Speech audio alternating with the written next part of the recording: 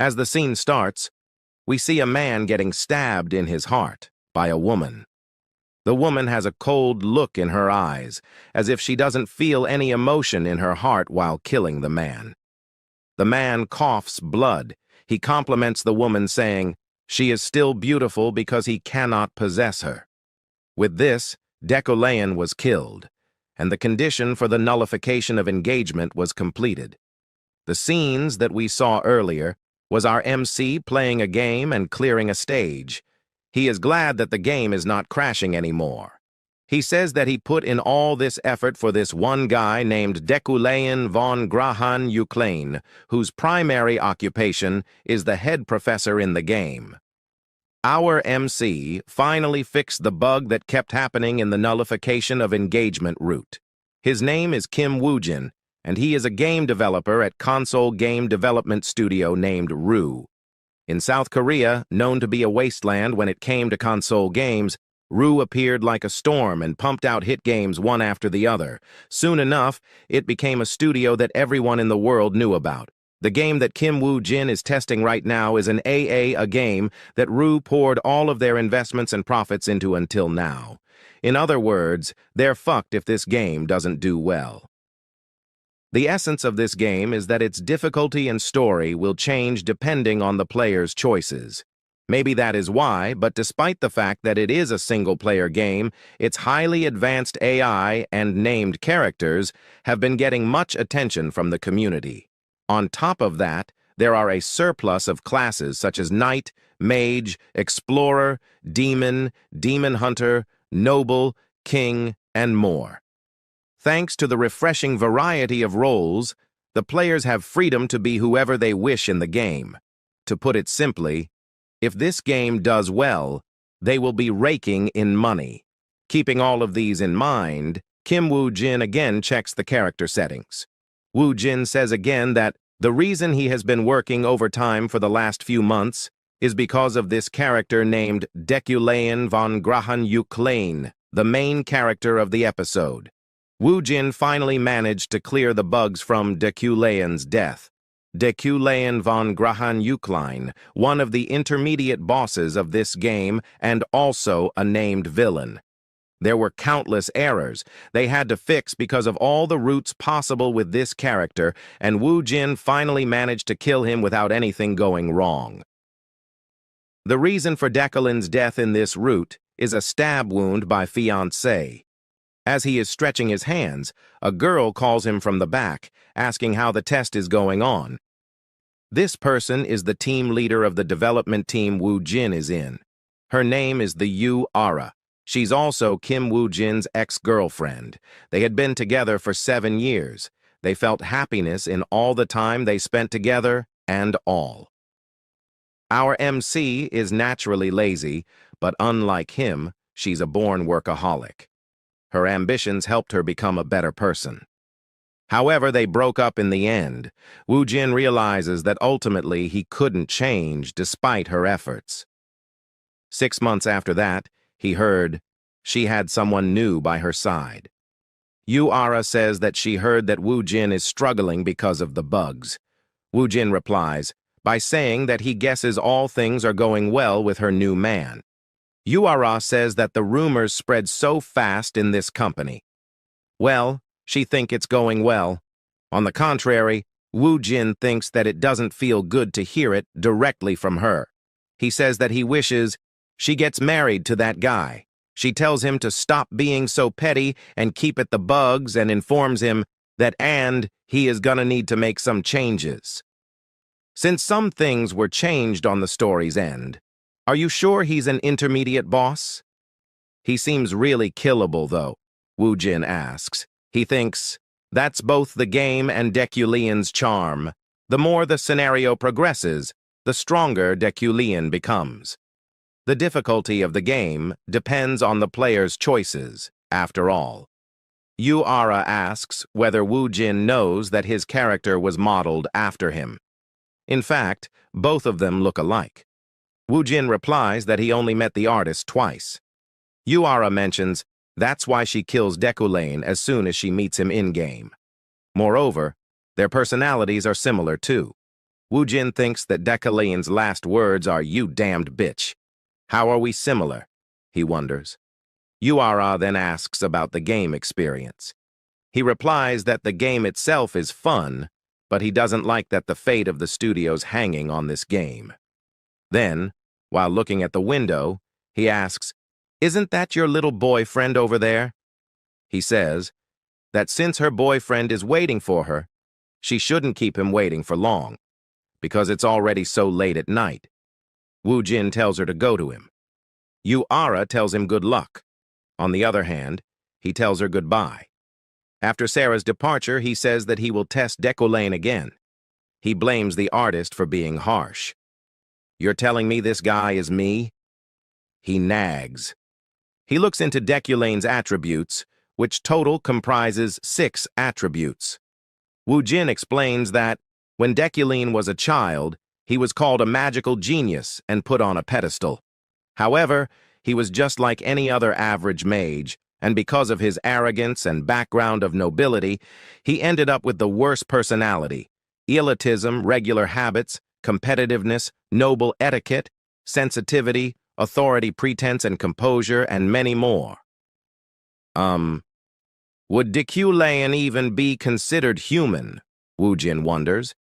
He thinks that Deculean is supposed to get stronger as the scenario goes on, but he's already surrounded by those who hate him.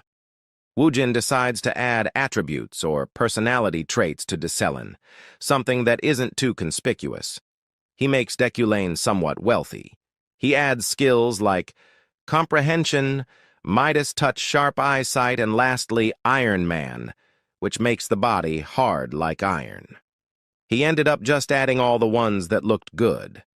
But now that he is done, he feels a bit ashamed, so he decides to revert Deculean back to how he originally was before a problem occurs. Suddenly, a message appears, which startled Wujin for a second. He sees that the message is from the story writer.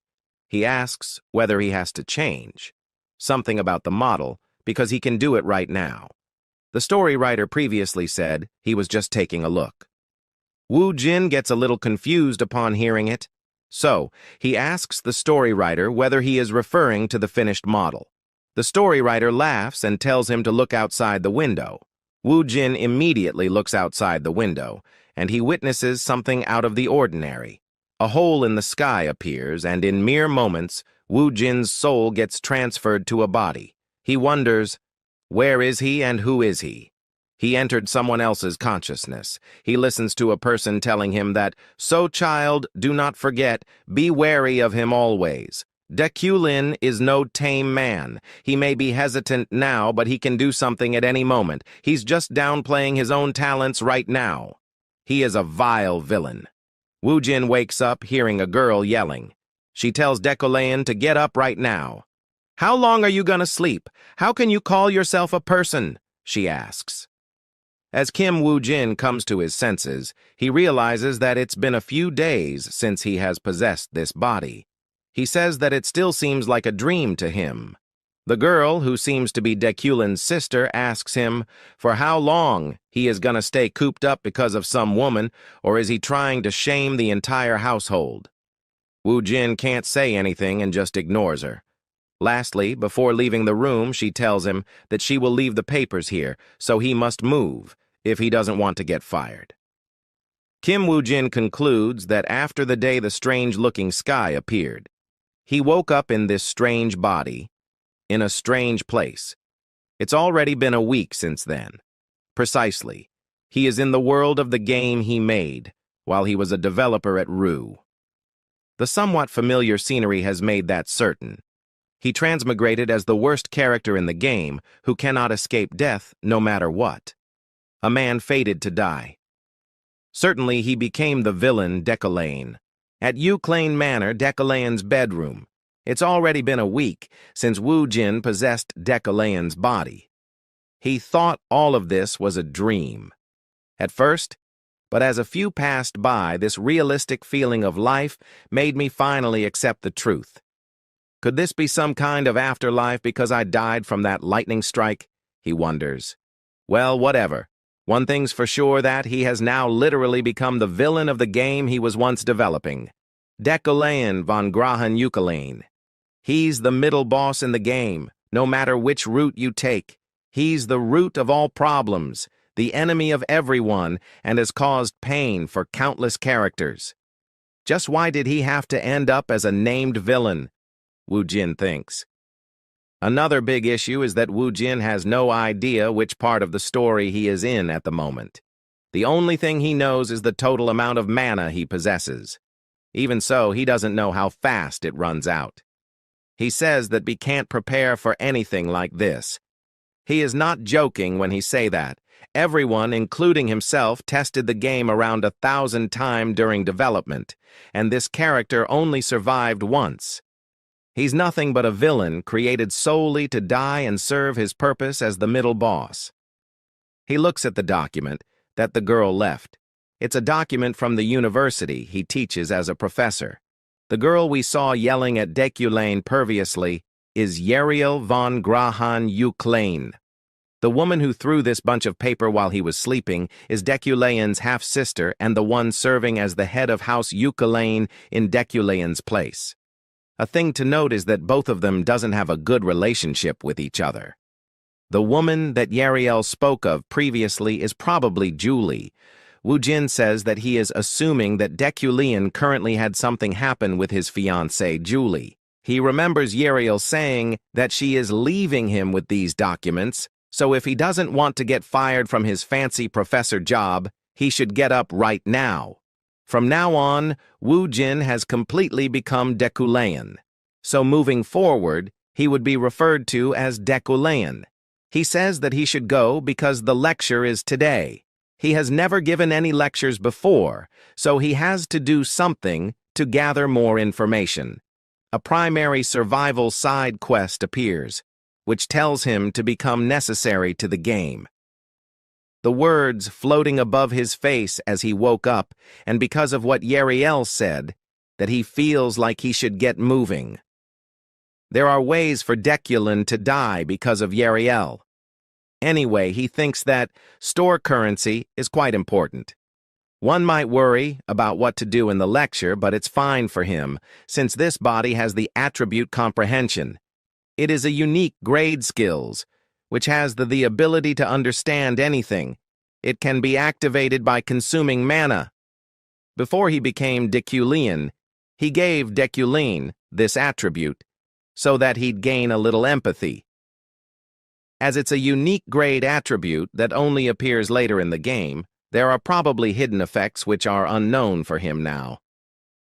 These clothes and the bathroom feel unfamiliar, but he can make use of them without much thought. It feels like he has lived as Deculean all his life. Usually he would feel out of place if he wears clothes like these, but right now they feel elegant and brings him comfort. This is another one of Deculean's attributes, comprising intimidation, dignity, and aesthetic sense. It's as if it's telling him that this body is his now. As he is walking, he don't even feel like saying anything that would be considered rude. The formality that Kim Wujin once found rigid now feels natural. Although his main purpose is to gather information, this walk toward his first lecture feels nothing but natural because now he has become a noble superior member of the nobility, Kim Wujin. A completely regular man from South Korea, objectively tall and handsome, and to quote someone before he broke up with them, that's him. He decides not to lose himself. He realizes that he can't let his guard down even for once. As he gets inside this luxurious car, he thinks that he has been in such a nice car before, and just thinking about this nice car makes him remember some unpleasant memories of the past, which still pisses him off. He notices that a little guy is sitting next to him. The little guy nervously greets the professor while handing him some papers. "Hey, are you a wizard?" Deculean asks. The little guy shockingly replies, saying that he is not a wizard, and that he has been in Deculean's service for 3 years already. Deculean says that he is just joking. He looks into the document. At first he thought it was a lecture material, But now as he looks into it, it's just a script for him to read. It contains all the information needed for the lecture, from start to finish. He guesses there was no way Deculean prepared the material himself, considering how prideful and untalented he is. So he concludes that this little guy must have done all the work. Wujin can't even say the word good properly. He finds it extremely, but nevertheless, he says that the guy has done a good job. Even the driver gets shocked by seeing that Deculean is giving someone a compliment. Just how much of a terrible person am I?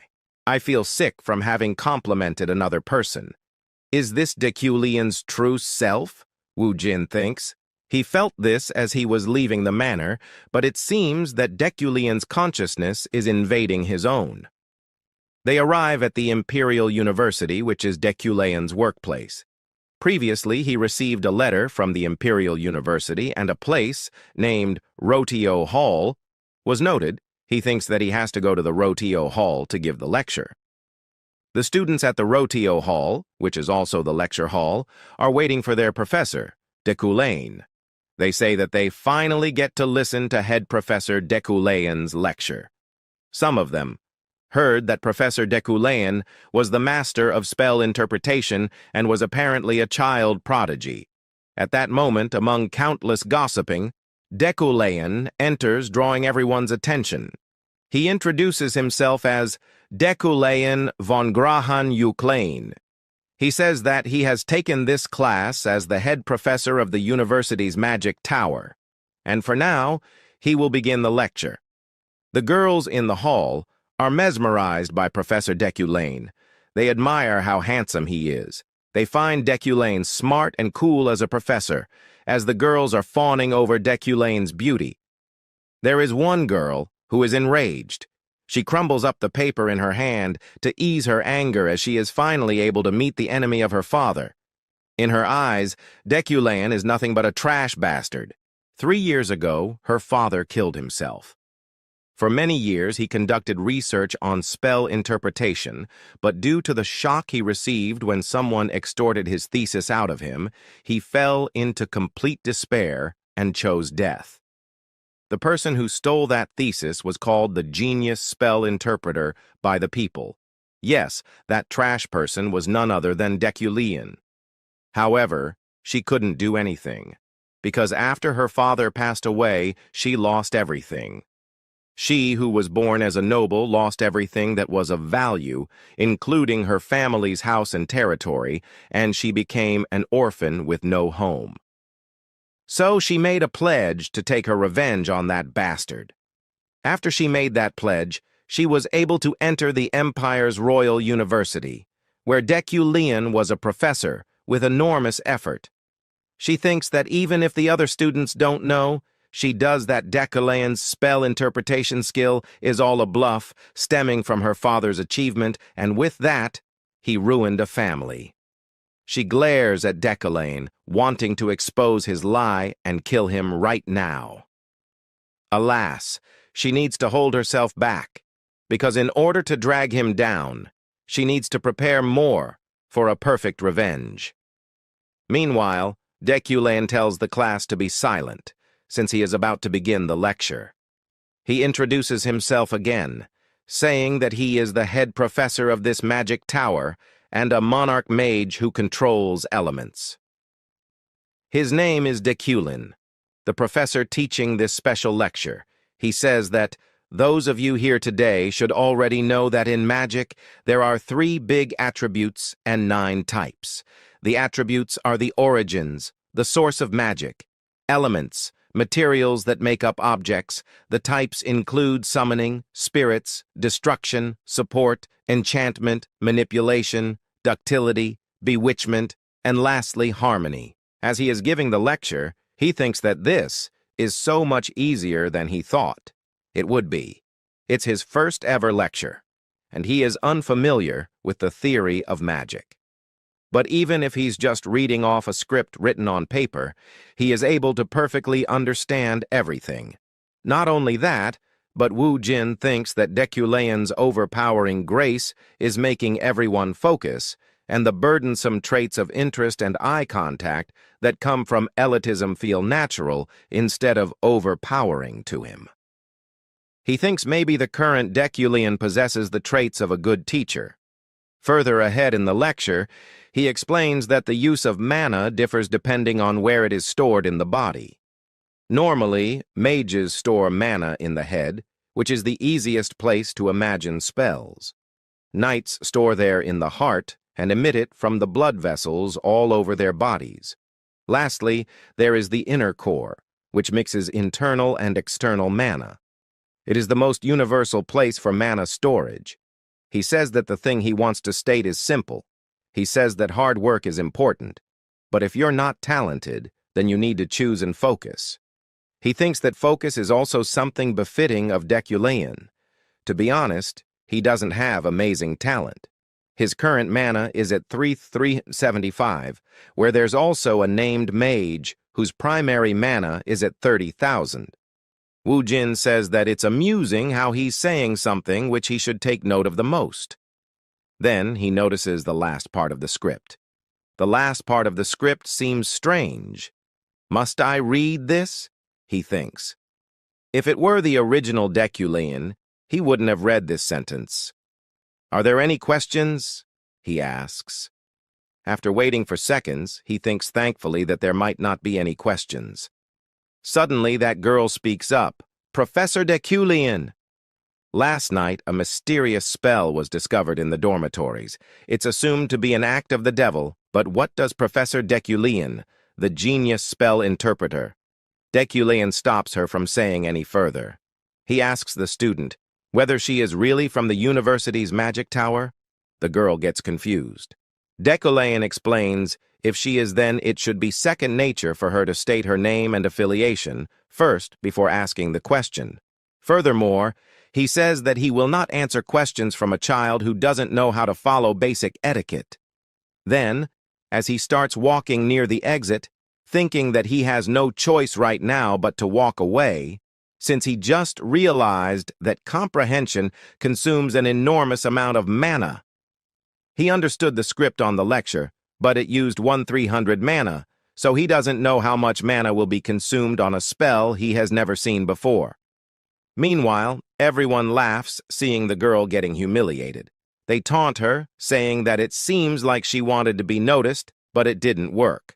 She shouts, telling the professor to wait. She says that right now, the magic tower is refusing to analyze it, saying it's a rumor. If it's the professor, then she thinks that he could figure out the type of magic used. She immediately realizes a spell, requesting the professor to interpret this spell. Just looking at the spell for interpretation almost took all of the remaining mana out of Deculean. The girl says that currently, the several remaining debutantes at the dormitories are analyzing this, but there has been no progress. She tells him, give them a hint. Immediately, Deculean replies that it's a barrier magic. He says that there's no need for any hints. Lastly, he says that it's a bewitchment-type barrier spell, and it seems like someone wanted to trap them before leaving. With this, the side quest, University Lecture, was completed, and Deculean's store point increases by 0.5 points. At the cafeteria of the University Magic Tower, the girl is eating her food, as if she hasn't eaten for a while, cursing Deculean. She was going to expose that Deculean's spell interpretation skill was a lie, with an unknown spell, but he made her out to be an idiot with no manners just because she didn't say her name. She thought she was going to die of embarrassment. According to her, it seems like he was flustered, so he said it was basically a bewitchment spell. Bewitching magic is very difficult magic, and most spells need parameters, but to call that bewitching magic without any parameters isn't common. She remembers that she just brought the unknown spell that was drawn on the dormitory's front door last night. Well, it was quite chaotic at first, but she thinks that its purpose was to increase the freshman's research skills. At that moment, a friend of hers comes from the back, calling her name Epherine. She says that it's about the magic spell on the dorm's front door yesterday. After assuming it's a real barrier and recomposing the spell, it turned out to right. She says it's so cool that they didn't have the nerve to ask that scary professor, but what Epherine did was really brave. Epherine asks where that was really a magic barrier. The girl replies, saying that it really is a magic barrier. Don't you think Deculean is truly amazing? There weren't any parameters, but how did he know that it was a bewitchment? She asks. Lastly, she thanks Epherine, informing her that they are going to write up a report, adding her name in it. She thinks that Deculean was lucky and got it right. She just improved Deculean's reputation for nothing. Undertaking of Elemental Magic is the lecture that Deculean's teaching this semester. She recalls the saying, "Know your enemy and you'll win all your battles." She decides not waver if she is going to keep seeing that annoying guy's face from now on. She again crumbles up the paper, giving a deadly look, telling Deculean to just wait for her, since she is going to expose him soon. Deculean has completed the side quest and his store currency increased by half. He has gotten out of huge trouble. Earlier, when he looks at the skill, his comprehension was activated involuntarily. Just looking at the spell circle with lines tangled within each other was enough to take out all of the mana remaining inside him. He wasn't even able to understand what the spell was. Even if he had twice the mana he has right now, he wouldn't have been able to understand the principles of the spell. However, the situation ended without any trouble. As Deculean is walking in the hallway, he comes face to face with Julie. Kim Wujin has seen this face thousands of times through his monitor. Julie greets Deculean and asked, "How has he been?" Wujin didn't expect to see her here. She is Deculean's fiancée, and she is a named character that will eventually become the pinnacle of knighthood. I am not sure. Fine, let's say. Deculean says, this to Julie. Julie get a bit angry and says, "You've been fine?" Despite breaking that promise we made a week ago, Wujin is confused as he knows nothing about the promise she is talking about. He thinks that it would be better to avoid her, so he tells her that he don't recall anything like that and starts to walk away. Julie stops him and asks if he is going to run away like before. Wujin gets that she is Noigona. Let his pass easily. So he starts to think to an excuse that will work. He tells her that he seemed to have forgotten because of the fever he suffered from for a while. Before Wujin reincarnated into Deculean's body one night, Julie meets with Deculean and tells to promise her that if he is truthful to himself and confess his pretenses and arrogance to everyone, then she will be with him. Even the world crumbles. But after hearing that Deculean don't remember, she gets disappointed, and at the same time she gets angry. She tells Deculean that she was wrong, that she trusted him. After that, Julie tells Deculean that he may go. Wujin don't know what's going on. He simply leaves without saying anything. Julie's engagement with Deculean was out of convenience. Deculean, a talented mage, and Julie, a talented knight. And with the union of these two, it can only mean good for both politics and bloodlines. The Euclanes and the Freydens, the noble bloodlines. There was no one to object to this marriage.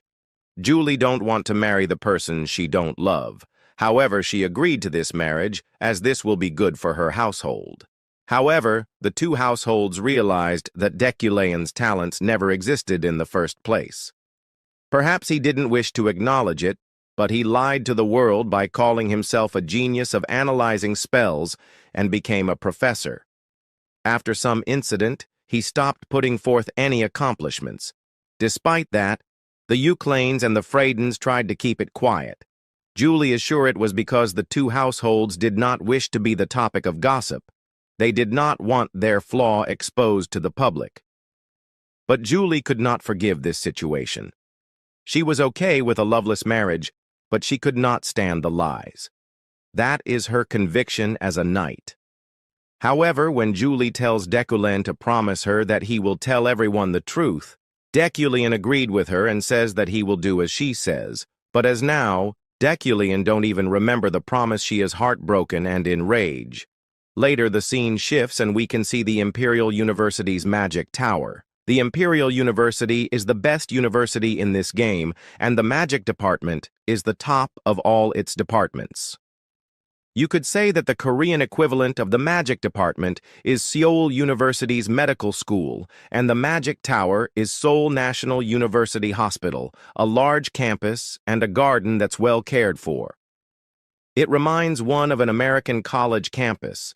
Kim Wujin and his team members spent all those nights together trying to create this atmosphere. However, Wujin thinks that it would have been much nicer if he was in some other person's body experiencing this campus. As he is walking, he sensed that someone is rushing towards him. He uses his elbow to knock the person. The person is Deculean's assistant. The assistant falls on the ground and says, "Sorry." He also says that he was in a hurry to see his professor. Deculean thought that it was an ambush, but it turns out to be his assistant. He then asked if his name was Zorro. The assistant gets confused and says his name is Alan, not Zorro. Deculean gets shocked, and that he must have mistaken. After that, the two of them goes to Deculean's office. Alan gives him the list of sponsorships for new mages this year. The Magic Tower is similar to research facilities in the real world, so money is required for the development of magic. The professors of the Magic Tower sponsor the new mages they deem worthy. Deculean starts to look at the paper. He sees that the names are shining gold. Wujin assumes that it's because of Deculean's attributes. Wealthy magnate, type rare description. A born magnate and exceptional financier with an unrivaled intuition for profitable things. The more information is provided, the more accurate your intuition becomes. Another attribute is sharp eyesight. Description: the ability to visually perceive intuition, attributes, mana points, and similar elements. It is primarily used in conjunction with other traits rather than on its own. The shining gold names is due to the combination of wealthy magnate and sharp eyesight. Wujin assumes that the figure behind this name will bring money. He checked that only a couple of names shines golden, but among them one shines the brightest. Epherine Luna, a main named of the game. According to the developers in charge of modeling her, she also lost her father to Deculean. After seeing her name, Deculean noticed that nobody is support her. Deculean asked Alan about this. He tells him that everyone is wary that what Deculean will do if they support Luna. Luna has talent that has brought her to the Magic Tower, but she is the enemy of Deculean. To be specific, Deculean is Luna's enemy. Wujin is worried as if he let things play out like in the game he will meet the same ending. Attribute villain's fate description: a villain's fate. The whole world wishes for his death. However, what doesn't kill him makes him stronger. In the game, Deculean dies in countless ways: a sword to the heart, a wand to his head, poison in a wine glass, a bomb terrorism. Whatever the method might be, the fact that Deculean will die does not change. Now, if Wujin wants to live, he has to make a different choice. A choice that the original Deculean never would have made. Deculean then writes something on a paper and tells Alan to turn these in and borrow a few books he is going to write down right now before going home. As Alan leaves, Deculean thinks that he needs a lot of money in order to survive, as a lot of death roots can be overcome with money, and investing in a mage is one way to get money. However, that is not enough. There are countless named in this world who resent Deculean. They will try to kill him whenever they get the chance. So in order to survive, what he really needs is a way out. He needs to become stronger. However, Deculean's talents are just average. At this rate, Wujin can't properly respond to future threats. He can't survive the countless deaths that are yet to come. Though Wujin have a thing that's in his favor, it's Deculean attributes.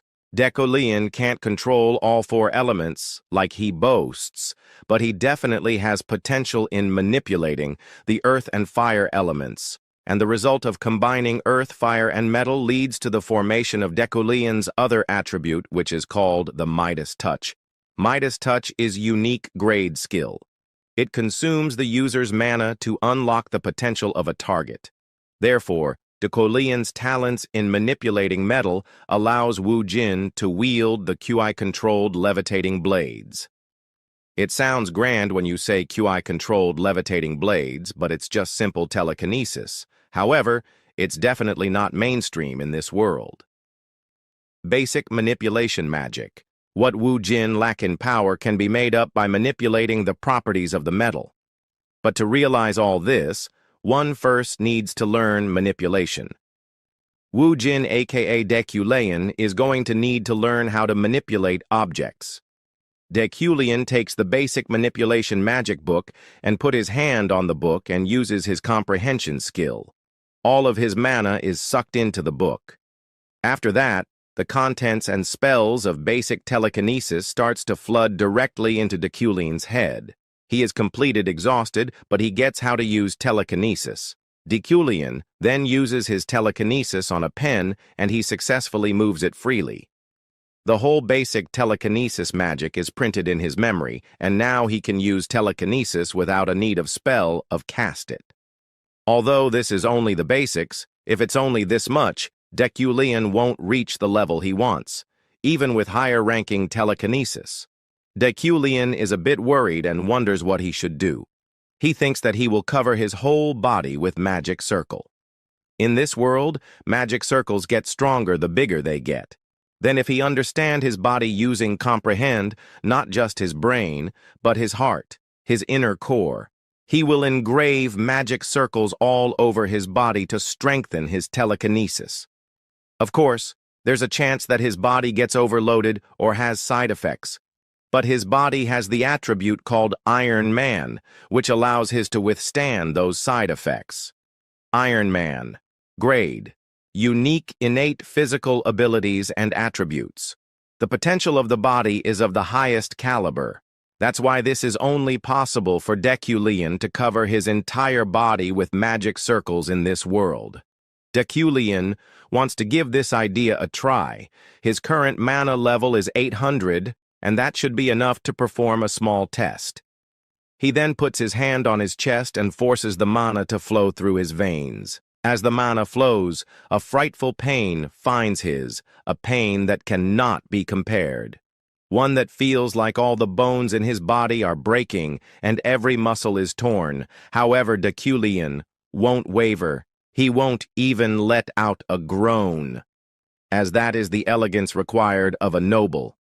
Deculean feel immense pain, but in the end he failed because he lacks mana.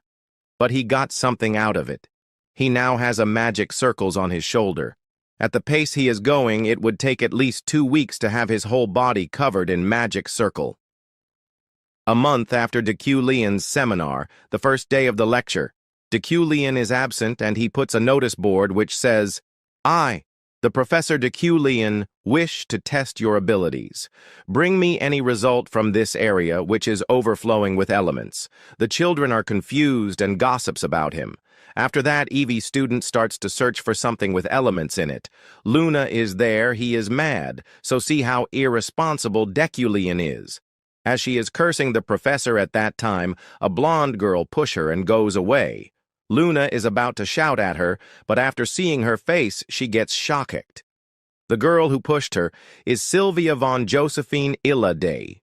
Luna seems to know this girl. As she is about to say something, Sylvia just gives a look and leaves.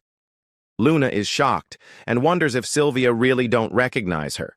After that, Luna goes and starts to collect the element. But she can't remove Sylvia's thought from her head. 10 years ago, the Illades, fearing Luna's father and her potential, utilized their troops to surround their manor and threaten them. Luna is mad to see that Sylvia, who was there at that time, didn't even remember her, as she is thinking that she see that her mana is been sucked somewhere. As she looks around to see who is doing that, she see that Sylvia is the one who is sucking all the surroundings mana. Luna gets up and goes to her and shouts, "Hey, what are you doing right now? Do you realize that you're taking everything that I've gathered?" Even after Luna's shouting, Sylvia ignores her. This made Luna furious. She says, "Hey, why are you pretending like you don't know me, Miss Sylvia?" "That's what I thought. There's no way you don't recognize me after threatening my family and forcing me to drop magic. Are you scared that I've come to steal all your spotlight?" After hearing this, Sylvia tells her that she don't know her. She further says that she only knows her father, that cocky former noble who died. This mad Luna crazy, and she starts to attack Sylvia. Sylvia sees Luna coming, so she uses her magic to defend herself. As the two of them clashes, a huge explosion occurs. The shockwave pushed the other students backwards. After the dust clears, we can see Luna gets through Sylvia's barrier, and she grabs the hair of Sylvia and shout at her, saying to repeat what she just said. Luna is scolding Sylvia. At that time, a vortex is created beside them. The other students are scared to see this.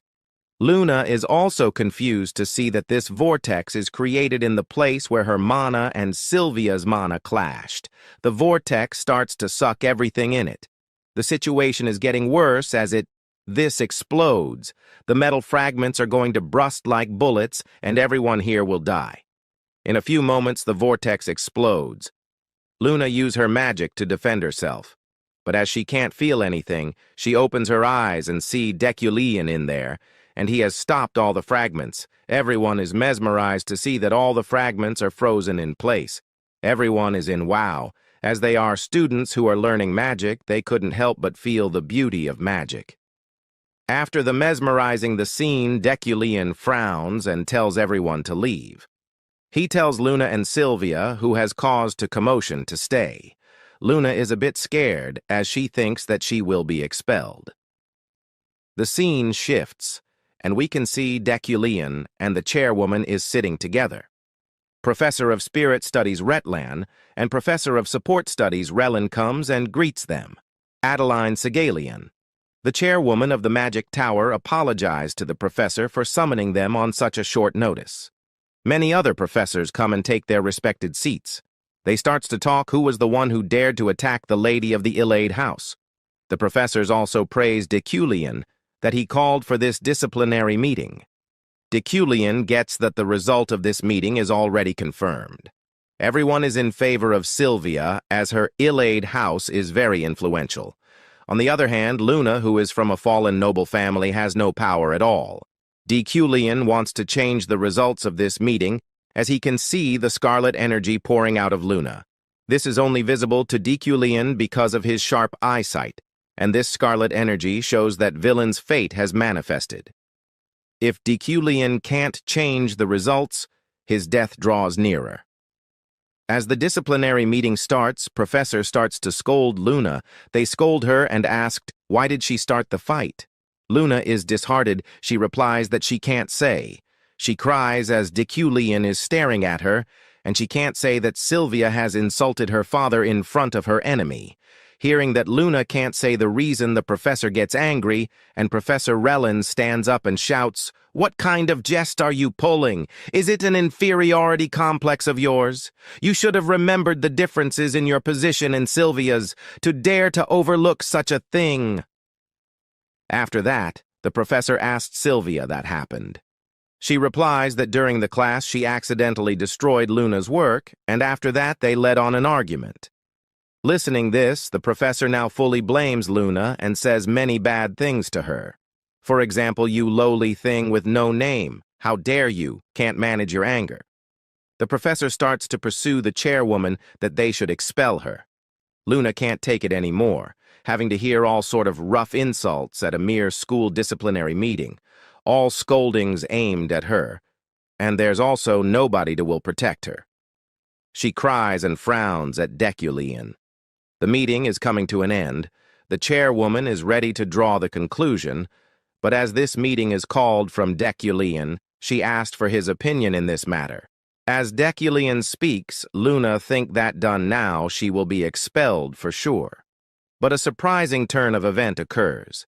Deculean asked Sylvia if she really has no fault in this matter. Deculean's question shocks everyone in the meeting. Professors asked him what he is saying. Deculean says to Sylvia that she definitely could have prevented that incident, yet she hasn't done so.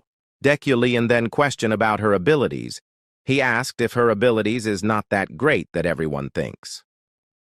Sylvia then apologized, saying that she didn't block the attack as she wants Luna to get into more trouble. Luna is shocked to see that Deculean is talking on her defense. Professor Relin tries to convince Deculean that it's not Sylvia's fault, but Deculean tells him that if he thinks about the context, it's actually his fault that he wasn't present at the class. Luna is confused to see that Deculean is even going against the professors to defend her. The chairwoman then stops everyone and says that children are supposed to grow while fighting. She then declares that no disciplinary action will be taken and tells Luna and Sylvia to head back. Luna can't understand the thing that Deculean saved her from expulsion. The Deculean she used to know would not do this. Rather, he would want her to be expelled.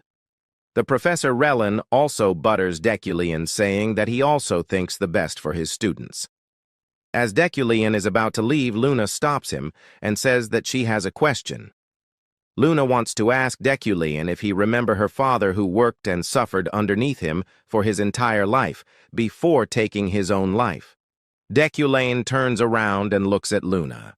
He knows what Luna is about to ask. Luna wants to know if Deculean knows her father that died under him.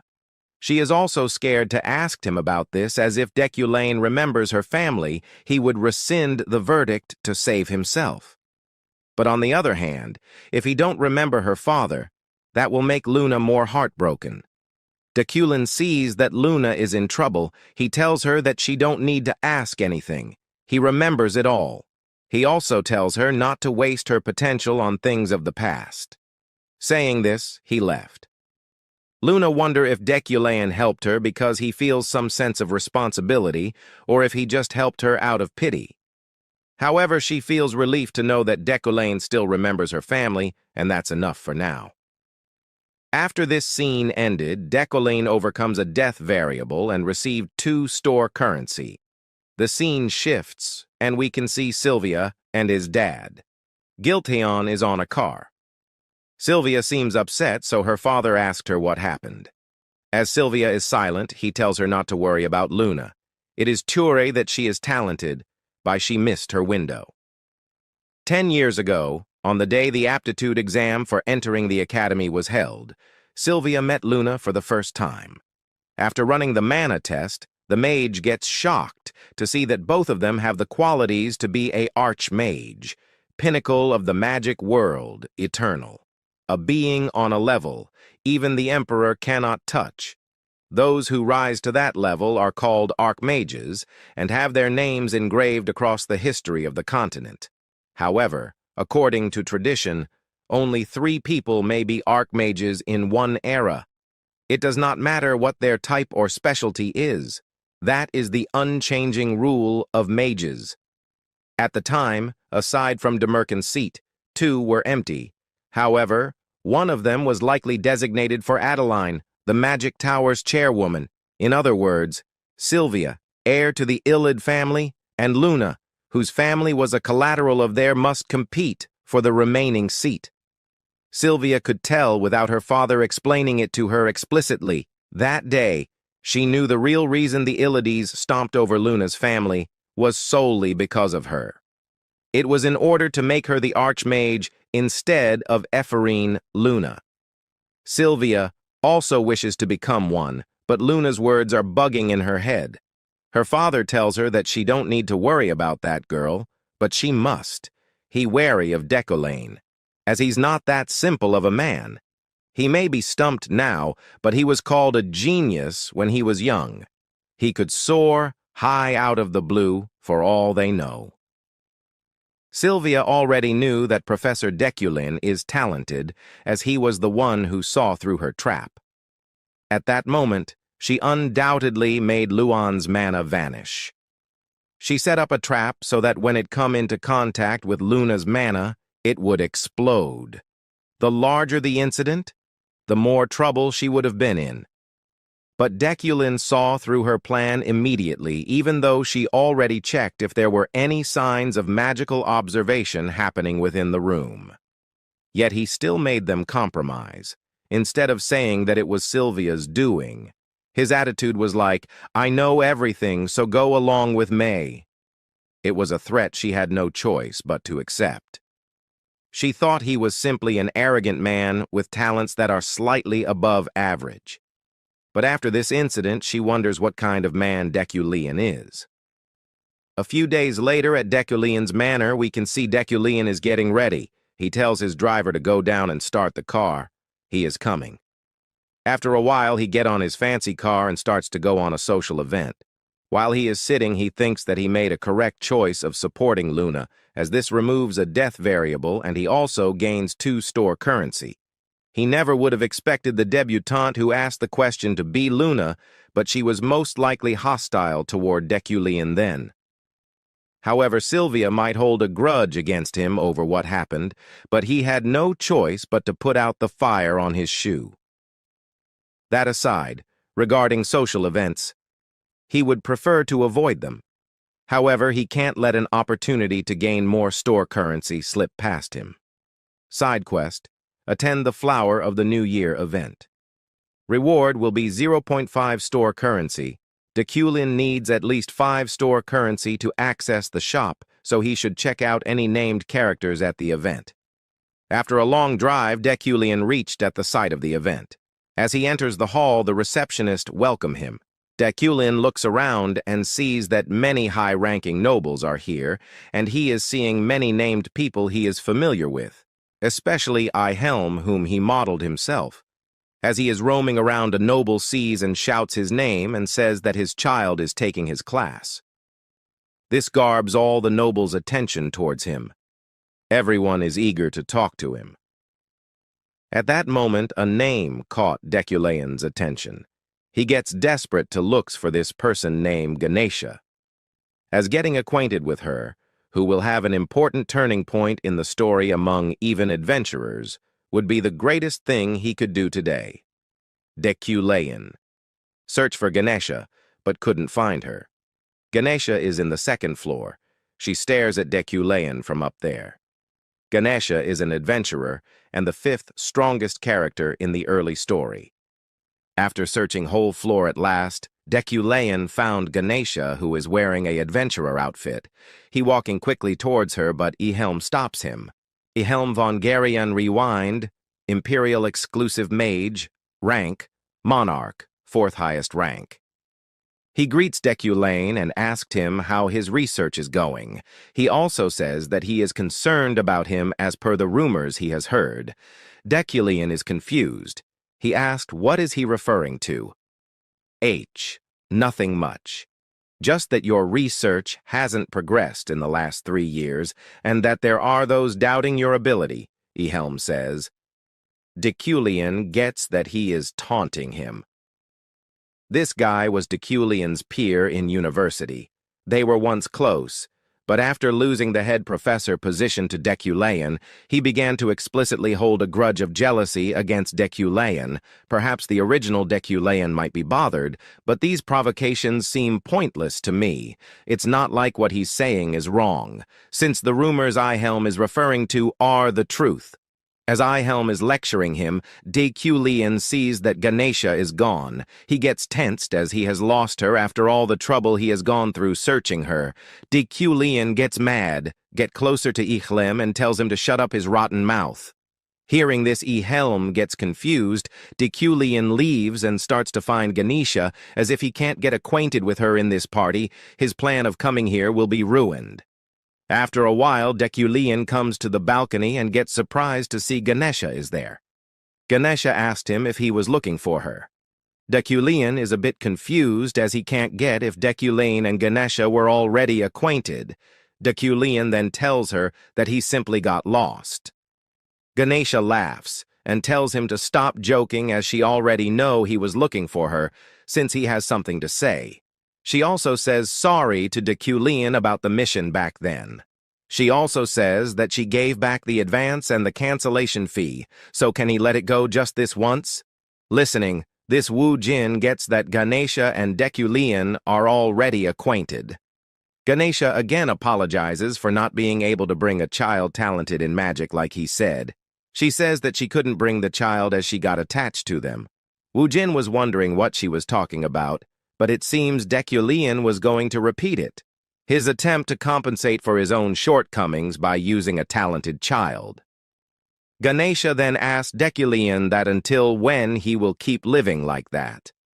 Before Wujin possessed Deculean's body, he accepted the sweet talk of those who were of no help, destroyed the trust around him, and hurt many for his own fame. Deculean lines on the railing and tells Ganesha that he is going to live differently now. Ganesha gets confused and says that she didn't expect this reaction, as she thought that he is trying to kill her. Wujin gets that Deculean was digging his own grave by trying to kill Ganesha, who has the top-class fighting ability at this point. Wujin don't know about the original Deculean, but Ganesha is a named who could kill someone with a single strand of her hair. Her attributes are invincible body and master of all martial arts. She is a fighter and adventurer who has reached the physical peak because Wujin possessed him. Deculean probably just couldn't send an assassin after Ganesha. If he had, she would have already died. It's a bit different from what Wujin thought, but he has already accomplished his goal for this social gathering. Making connections. There's no further reason to stay here. Deculean then tells Ganesha that he is going to head back, so don't worry needlessly. Ganesha then asked him if there is not going to be any assassination or death. Deculean says that that's classless and leaves without looking back. As he walks away, a notification appears, which says that he has escaped a death variable and gets 1 store currency. Deculean gets sacred to see that a simple conversation would have killed him. He gets that he can't be at ease anywhere here. The scene shifts, and we can see Rayleigh, who is Julie's relative and an adventurer debutante, 12th highest rank. Julie is also at the event. She is sad, as she didn't want to come here. Rayleigh is talking to Julie. She asked her that how is her relation going to with Deculean. Julie's face turns grim. She asked Rayleigh what she means. Rayleigh says that she has heard rumors and is worried about her. Julie recalls the past event and says that it's not going well. As she says this, Deculean comes there. He gives a look at her and starts to leave. Everyone is shocked to see that Deculean, who used to love social meeting, is leaving so early. Since Deculean left the social gathering earlier than usual that day, there were talks that he did so because of disharmony with Julie, but there was no way Kim Wujin would know this. The event ended, and the side quest is complete. Deculean gets 0.5 store currency, and his current store currency is 4.5. 1 week has passed since then. Deculean attended the social event, Flower of the New Year. During that time, other than his daily memorization and basic telekinesis training, he felt that his stamina was lacking. So he began working out. The reason being that he almost died after doing something crazy. A few days ago, he desired greater strength after meeting Ganesha the other day. So he engraved fire control in addition to his existing telekinesis engravement to strengthen his metal manipulation. If he were a normal mage, he would have died. He guesses that he did manage to withstand it because of the Iron Man attribute. The purpose of this was an upgrade by way of implanting the core of magic inside telekinesis. This method would reduce the amount of time needed to learn magic, but in exchange, it's incredibly dangerous. After realizing the intense strain it would put on his body, he decided that he needs to train his body. As a result, he developed a morning routine. Presently, it's already his time to go to work. At his office, he is informed that a statement has arrived from the Magic Tower, and the sender is the Magic Tower Qualification of Professor Committee. The letter goes like these. We are informing you of an audit hearing scheduled in 6 months regarding the advancements in the research you are currently doing, Head Professor Deculean. Until then, we would like you to please prepare the relevant documents. Wujin thinks that if an audit hearing is being held, then it likely means that Deculean's research has been at a standstill long before he possessed his body. He perceives that this is an unfavorable situation for him. The Deculean inside the game was always a professor. It may be that a precondition of the quest is being a professor, so the moment he loses this title, it would be equivalent to losing all hope of returning. As such, he will have to find something or anything in Deculean's laboratory. Upon entering the laboratory, he sees that it's in a total mess. It looks like nobody's been in here for a long time. If Deculean had come and gone, there's no way the laboratory would be this much of a mess. Then, he notices the heap of trash in particular, which looks unnatural to him. Is it hiding something? He thinks. He doesn't know who's to blame, but there would be no better way to stop Deculean. He finds it, as a relief that he managed to learn telekinetic manipulation. While seeing the book, it looks like the researcher encrypted all of his research results so they wouldn't be stolen. But it's useless to Deculean, since he now has comprehension skill. He uses the skill on the research notebook. He says that this golden light is blindingly bright, and it seems that person's research was simply incredible. What he can see through the combined usage of wealthy magnate and sharp eyesight is only this brilliant light. However, he notices that this research is incomplete. It's torn and there are empty spots. Even the logic in this part is completely incorrect. Despite that, this research was great enough for wealthy magnate to react. Then, he sees the childhood photo of Epherine Luna with her father whose face can't be seen. Wujin perceives that it seems that while Epherine's father was working as Deculean's researcher, he made a desperate attempt to hide this. And it's clear that because of Deculean, Epherine has lived a brutal life. He says that he will complete this research using comprehension, and if he manages to complete this research paper that way, he will add Epherine Luna's name on this paper as a co-author.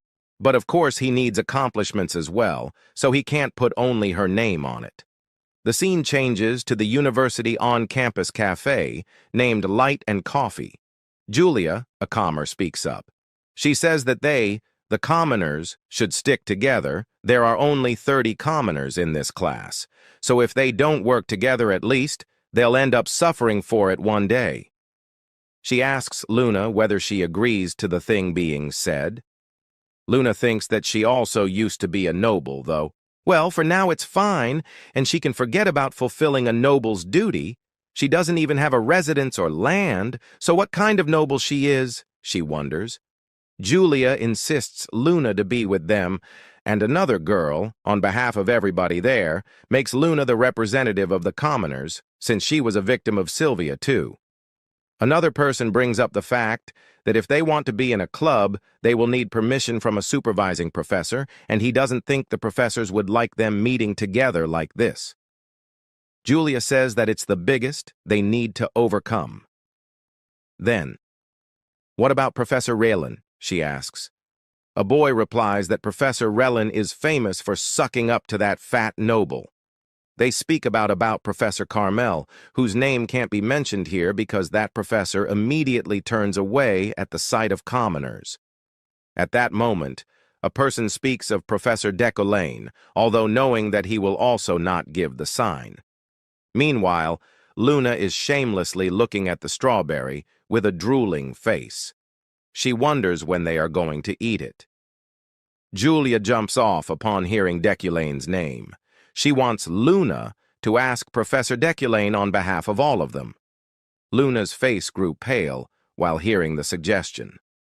A boy says that if they think about it, Deculean is pretty fair because he looks down on everyone, nobles and commoners alike. Julia says that since Luna was saved by the professor, that means maybe she has caught his eyes.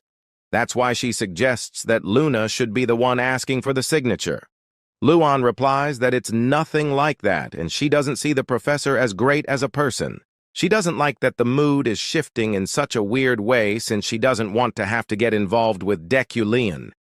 She decides to run away while telling Julia that she can't do it.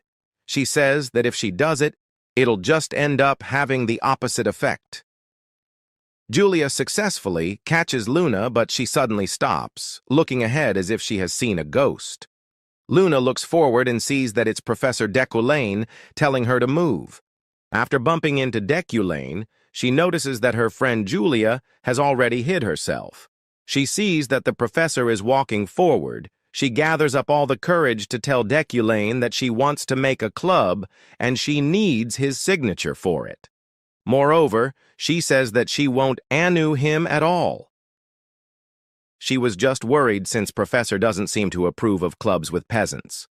She kindly asks for the signature, while thinking that she doesn't want to get involved with Deculean, but Julia is right, saying that it's a given that the other professors won't cooperate with them, so rather than be bothered all the time by others on this matter, they decided to give this a try. Deculean takes the paper and signs it, telling her to send the details of the club later in his office. He gives the paper to Luna after signing it. Luna accepts it, while making a confused countenance.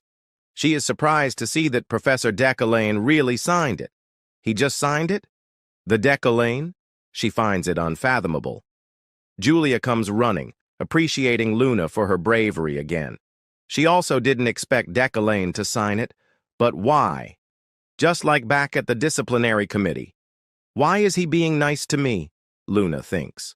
After some time, Deculean starts today's lecture by saying that today's lesson is on the understanding of pure elements. As they already know, elements are the building basis of all magic. However, there are still many mages who do not understand the differences between categorical magic and pure elements. Meanwhile, inside the classroom, Luna is still thinking about the event that happened earlier today. She wonders whether Deculean is acting nice to her because of the guilt or sympathy, perhaps. She blames him by saying that he drove her father to death. Even if he's nice to her now, it seems only fake to her. She thinks that if Deculean truly feels that he did wrong, then he should reveal his true self to the world and repent. Julia speaks up, asking, is everything okay with Luna? Since she has that terrible look on her face. She tells Luna not to concern herself over those guys who sat beside her talking nonsense. She says that they don't know how to do anything other than running their mouths. Luna wonders what Julia is talking about, so she looks beside her. She sees that the nobles are cursing her, telling her gross. She laughs in her mind, thinking that she really made herself a common enemy of the nobles after that incident, despite the fact that she is a noble herself. She tells Julia that she is doing just fine, and since those guys are always like that, they should just focus on the lecture. Luna also notices that Deculean's lectures are different that she heard of. Further ahead in the lecture, Deculean says that the magic circles they have used until now also holds a reasoning in each stroke. This ignition spell can change color just by adding 2 strokes to the circle. That is because these 2 strokes decide the color of the flames. He is not just saying it, he is also simultaneously doing the practical. He announces that today they are going to learn about flowing fire, Epherine. Luna's thoughts were not incorrect. Originally, Deculean's lectures were just a way for him to boast using his position as a professor. The lectures now from Kim Wujin were beautiful reenactments using mana, creative explanations of elite understanding. This came as a shock to all the debutantes who were in the lecture, as well as to Sylvia, who had lost the joy of learning because of her genius talents. Deculean says, as they all know, that this magic circle he is showing now is for summoning water. However, if they combine this with the fire magic circle, it becomes like this, flowing fire, a fire flowing like water. Everyone attending the lecture was astonished, and Sylvia didn't even expect that Deculean's lectures were so theoretical. Sylvia explains that most mages who are called geniuses use their intuition to cast spells, so theory to them is more like a mold. If all mages prioritized theory, all magic would be the same in a mold. It makes sense. If someone focuses too much on theory, there is not enough time to learn magic. Trying to understand all magic through theory is very inefficient and gets in the way of training. This is the paradox of magic. In order to become an elite, one should have good intuition, but elites cannot explain intuition. According to her, for someone like Deculean, whose genius is being questioned by the public at the moment, to teach such a theory-focused lesson, it's practically impossible. After the lecture ended at the Magic Tower dorm, Luna says the lecture that was completely different from the rumors. She has never focused so hard on a lecture before. She is about to enter her room, but then she sees that the noble girl's stupid pranks haven't stopped yet, and it's gotten worse ever since that happening with Sylvia. Then she notices a sponsorship certificate. She smiles, saying that she almost fell for this one because for her, there is no way this is real. No one would sponsor her when she is hated by both the Iliad household and Deculean. She says that this is good, actually, since she can report this for being false and get a reward. After some moment, she comes out of the magical administration office, trembling and sweating. Previously, inside the office, she got to know that the seal in the document isn't fake. Instead, it is real. She felt for the very first time, after her father passed away, she pinches herself, trying to wake up if it was a dream. Then she looks around to see whether anyone has seen her, acting mad like this. After some time, she goes inside her room and starts packing an emergency suitcase in case anything happens to her. She wonders what will happen if people realize that she has 100,000 elne, which is equal to 100 million won. She realizes that she shouldn't have gone to the magical administration office because that staff member had a weird look, too. She says that maybe that manager is also after her money. Then she hurts her head, bumping into the table due to anxiety of getting so much money. It hurts, but amidst all, she is genuinely happy that he hasn't woken up from the dream. She says that finally, someone has noticed her talents, while crying tears of joy. Lastly, she says that since the world is still kind, she should get it together and try a bit harder. At the Deculean manor named Deculean, the butler informs Yariel that Deculean is headed to the auction of Schatzengewel, and he should have reached there by now. Yariel shouts, saying that her brother blew 10 million eln just last year. What kind of disaster is he planning to cause this year, she wonders. She states that she won't forgive him if he causes more problems. Meanwhile, Deculean is walking in the hallway of the city of Luton Schatzengewel auction. He thinks he will finally be able to buy something he has been searching for. During his first time using telekinesis as his main magic, he realized he needed some metal to compensate for his lack of talent. The cherished item he has on him right now is made of wood steel, but this is just a temporary patch. What he really needs will be available in the auction today. He enters the VIP waiting room, but he didn't expect to meet Julie here. Upon seeing Deculean, Julie stands and comes near him. She has a cold look in her eyes. She says that she hopes he has been well.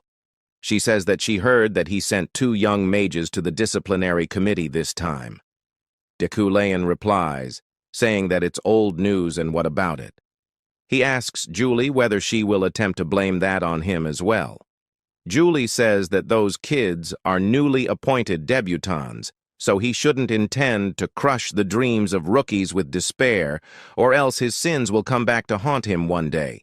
She tells him not to make the same mistakes he did in the past. Lastly, she says that this is the last piece of advice she can offer to him. Deculean perceives that by saying, "the last advice," she intends to cut off the relationship she's had with Deculean, and these are Julie's final words for him. This is actually good for Wujin, since he feels the same as well. No matter how beautiful she is, he doesn't want to marry, something he hasn't even done in his real life. Over something so fickle and around her, there are too many death variables, including herself. If he messes up, he could even die on the day of their marriage, so it's better to break this relationship now. Another thought comes into his mind. The Julie he knows isn't the type of person to attend an auction. So why is she here? He thinks. He asks, did she come all the way to the auction to tell him that? Immediately, she gets flustered. She blabbers, saying that he is so full of himself. There's no way she would come to just look for him. She just came here because she needed something, and she mean it. She shouts that she is really looking for something. Deculean tells her to calm down. He says that he can understand if she says it just once.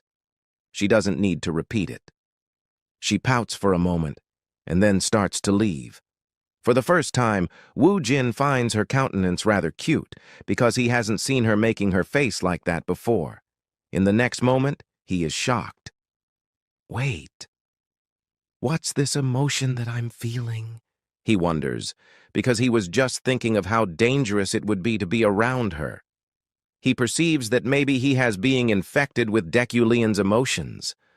Although he has been careful of keeping his personality from being corrupted, he thinks that maybe he is overthinking things since it's not as if his heart begins to race when he sees Julie. Then, we get an announcement that the auction will soon begin.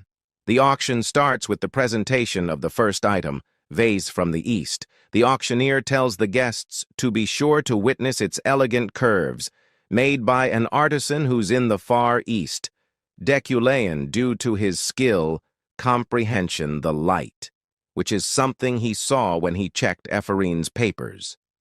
Its wealthy magnate, moreover, he notices that the light just gets stronger and stronger. If that's the case, he should take this, no matter what. In the meantime, the bidding is going on. Guest number 773 starts the bid with 700,000 elni. The price is going higher and higher. Lastly, guest number 777, which is Deculean, claims the vase with 2,500,000 elni. The vase never lost its light despite climbing so high in price. That means the vase has a higher value than that. He thinks that he has enough in the bank, so it might not be bad to invest the rest. His current balance is 205,238.39 LNA. He starts to buy things without mercy. The auctioneer makes many announcements that the Reiferine's ring has been sold to guest 777 for 3 million LNA. Lucho's scissors has been sold for 2.1 million LNA to guest 7077.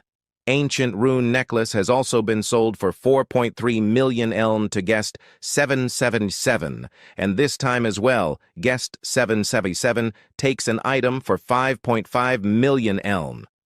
The other guest didn't get the chance to buy things from him, and some even recognized him as the professor. Julie, on the other hand, thinks that Deculean is doing these things for getting attention even in a place like this, like a pathetic man. She thinks that he's too different from her. She can't believe he would waste so much money for a moment of vanity. She doesn't understand why he doesn't appreciate the beauty of humility and modesty. Well, she decides to let him be like himself. She has come here just to obtain winter's fire. Next up, the auctioneers present the final item of today's auction. He says that many search for it, but it's an item that's near impossible to find.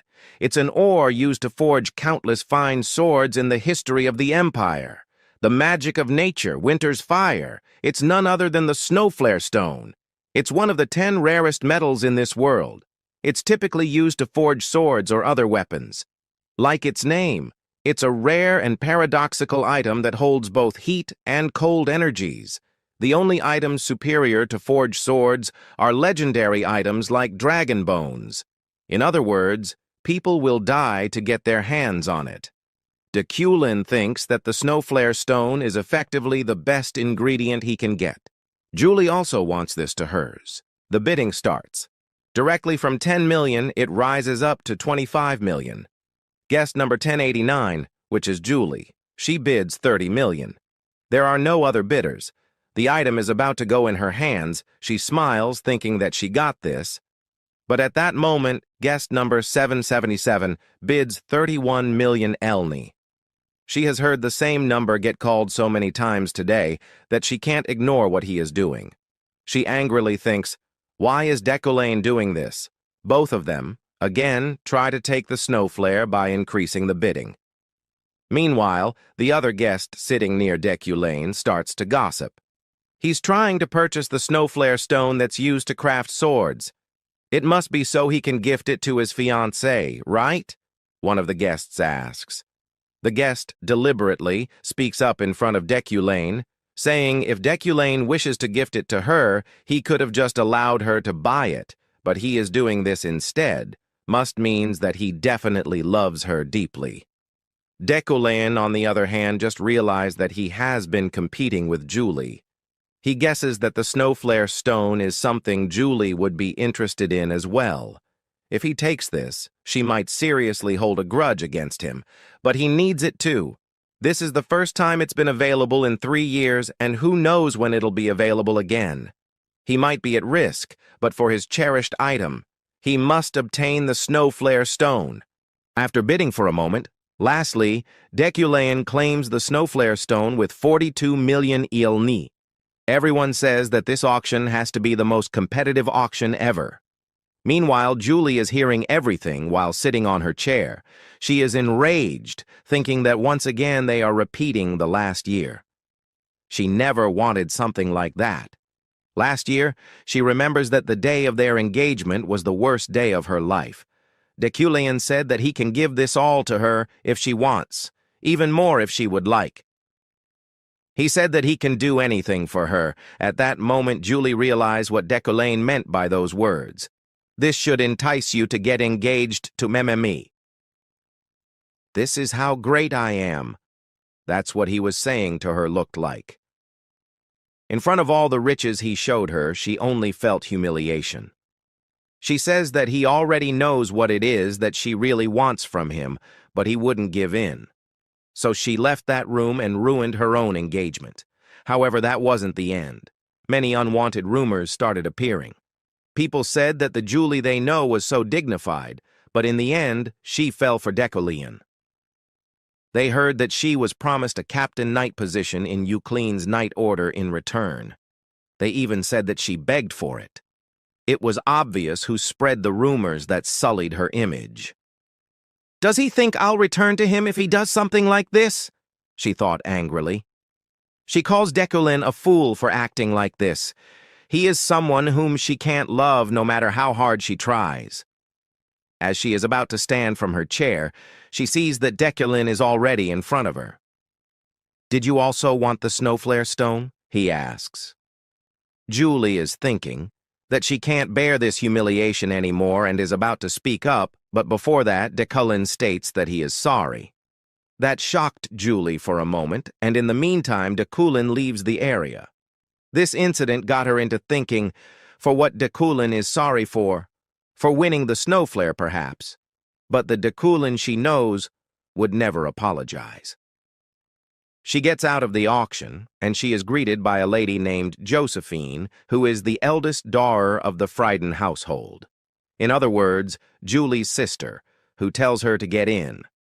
Inside the car, Deculean assumes that Julie wanted to keep the snowflare stone for herself. She's probably mad that he bought it instead, but it's unexpected that the death variable didn't appear. He enters his mansion, thinking how much of a scumbag was Deculean for her to murder him. Then, he notices that servants' expressions are rather terrified and worried than calm. So, he asked whether something happened while he was out. They inform him that Miss Yariel is here. He walks near her. Yariel speaks up that the money he used was supposed to pay for the mines. Is this what you took it for? She asks. He thinks that no wonder her personal account had so much money. He realizes that he didn't pay enough attention, but he tells her not to worry, since he bought something that will bring in profits. Yariel shouts out of frustration, saying that he is treating her like a garbage can. Do you think I meant to clean up after the messes you make? She asks while crying painfully. Deculean senses that the situation is getting worse for him. She tells him that they are already not doing too well financially, and the workers here and she are all working so hard to try and keep them afloat. But amidst of all, he just went ahead and spent all of that money without thinking for a second. Just what kind of piece of shit do you have to be to gamble with the money that belongs to the estate? She asks angrily. The villain's fate is being activated, but Deculean sees the golden light through her red aura, which shows wealthy magnate is being activated too. The meaning of that is simple. If he doesn't get through this situation, he will die. But if I does get out of it, it'll bring in a lot of money. He knows the answer to this problem. He tells her again not to worry. Yariel says that she isn't worried, she just doesn't like to work hard to make up for what he has done. She says that she doesn't want to do it. She states that she even gave up on university and didn't even get to date because of Deculean. Deculean replies that she doesn't need to do it. After hearing it, she again burst out saying that if she doesn't do it, who will? Since Deculean has done nothing but waste their money ever since their parents passed away, and now he has used up 150 million elni in one day. Deculean says that he will give her the household head position. Yariel gets puzzled. She asks what he is talking about. Deculean again says that he said he will give her sister, Yariel, the household head position. After understanding it, she gets surprised and tells him to cut the bullshit. Deculean says that that's no way for a noble to talk, especially a household head. She tells him not to lie, and he replies that he doesn't lie. He says that he can swear if she doesn't trust him. Swear? You mean like the mage's oath? The one that kills you if you break it? Are you serious? Yariel asks. He replies, saying yes. All this, all of a sudden, doesn't make any sense to her, so she asks whether he has hid his head somewhere. Deculean tells her that she doesn't have to believe him if she doesn't want to. Yariel says that she is gonna kill him if he goes back on his word. Deculean asks whether does she intends on leaving right away. She replies, saying, of course, because of somebody here who wasted all their money at the auction, so she has to do something about it. With this, he overcame another death variable, and his store currency increases by 2. For him, it feels like a storm has passed by. He is relieved that at least nothing bad happened. He thinks that there's no problem in handing over the position to her, and if he keeps changing things one by one like this, he might be able to escape this cursed fate of his. At that moment, Ganesha appears out of nowhere. She says that now she sees that Deculean really meant it when he said he is going to change. Deculean asks what is she doing here, as an unwanted guest. Ganesha says that she is sorry, she was just dropping by, but what she saw was too shocking for her to leave. He says that there is nothing to be shocked about, since she already knows Yariel will do a much better job, being the household head than him. Ganesha says that she knows it, but still, Yariel von Grahan Ukraine doesn't have a single drop of Ukraine blood at all. These words terrifyingly astonishes him. What is she talking about? He wonders because he doesn't remember this being in the game. Yariel is set to be a half-sister. He was already aware that she wasn't Deculean's biological sister. However, she doesn't share even a single drop of blood with the Ukraines. He has never heard anything about this. Is this really all right, giving Yariel that head position? Moreover, to begin with, Deculean was the one that requested this of them, to determine whether he and his sister have any blood relations. She says that she is sure that they discussed about this beforehand. Deculean replies, saying that even so Yariel is just Yariel, so he would give her the position she deserves. Ganesha says that he is surprising her quite a lot today. She didn't even think he would say something like that. Wujin thinks that he could say the same, because he didn't know this kind of background existed. Ganesha says that she will make sure to protect the secret regarding his sister, and before going she gives information about 6 snakeheads. She has heard that the 6 snakeheads have begun to move. The 6 snakeheads are the leaders of infamous criminal organizations within this continent. Their notoriety is at a level such that each one of them has a bounty on their heads worth several million. She informs that they're after the items bought from the auction house. Even if the auction house manages to deliver them safely, She advises that he has to keep his guard up the moment they arrive at his residence. Lastly, she says that it feels like he has been neglecting magical defenses a lot recently. That's why she can get in so easily, too. So he must be concerned about it. After her departures, he thinks that the information was something he didn't need to know. Knowing it changes nothing. Because from the beginning, he is not Deculean. His treatment of Yariel wouldn't change whether she's his biological sister or not. Yariel will always be Deculean's sister, so he decides to just hide the truth. After some time, Ganesha meets her team. Near the campfire, she started telling the story of what interesting thing happened today. She tells everyone that it's true, that Professor Deculean has changed a lot. It's almost like another person's wearing his skin. He's completely different now. She says that even that scum looks different now that he's saying such sweet things. A boy, who is a member, tells his captain that she is a type of person who fawns over handsome men, so she would like him regardless of what he says. Ganesha tells him, then she should just tear him apart since he is not that good-looking. He informs that his grandma said he is handsome, though. She replies that some good-looking guy was walking behind him then. Rayleigh, who is also a member of the Red Garnet adventure team, but she is also Julie's relative. You're saying Deculean has a human side to him now? She asks. Ganesha says that. Anyway, they won't have to watch Deculean anymore. She wanted to ask him if he's still looking for a magic slave, but it didn't seem like it at all. She says that they should now head back, but before leaving, he tells them to keep everything they heard today a secret, and they better keep quiet about all of this. Then they leave using a teleportation magic. The next day, at the University Magic Tower, Deculean will finally be able to use the system store. But he still doesn't have enough currency to actually buy anything he needs. System Store allows one to use store currency to strengthen his characters, as he can improve not just his player character, but also any named characters using the store. There are only a few opportunities to be able to use the System Store. He will only have 6 chances by the end of the second half. The reason is because while he can only use the store once per level, every time his level goes up, the amount he needs to spend will increase by a factor of 2. Deculean realizes that he can't rush and waste this valuable opportunity. He is consistently training memorization, physical training, QI-controlled levitating blades, and so on, be integrating them in his routine. But he is still lacking in combat strength, compared to infamous named villains.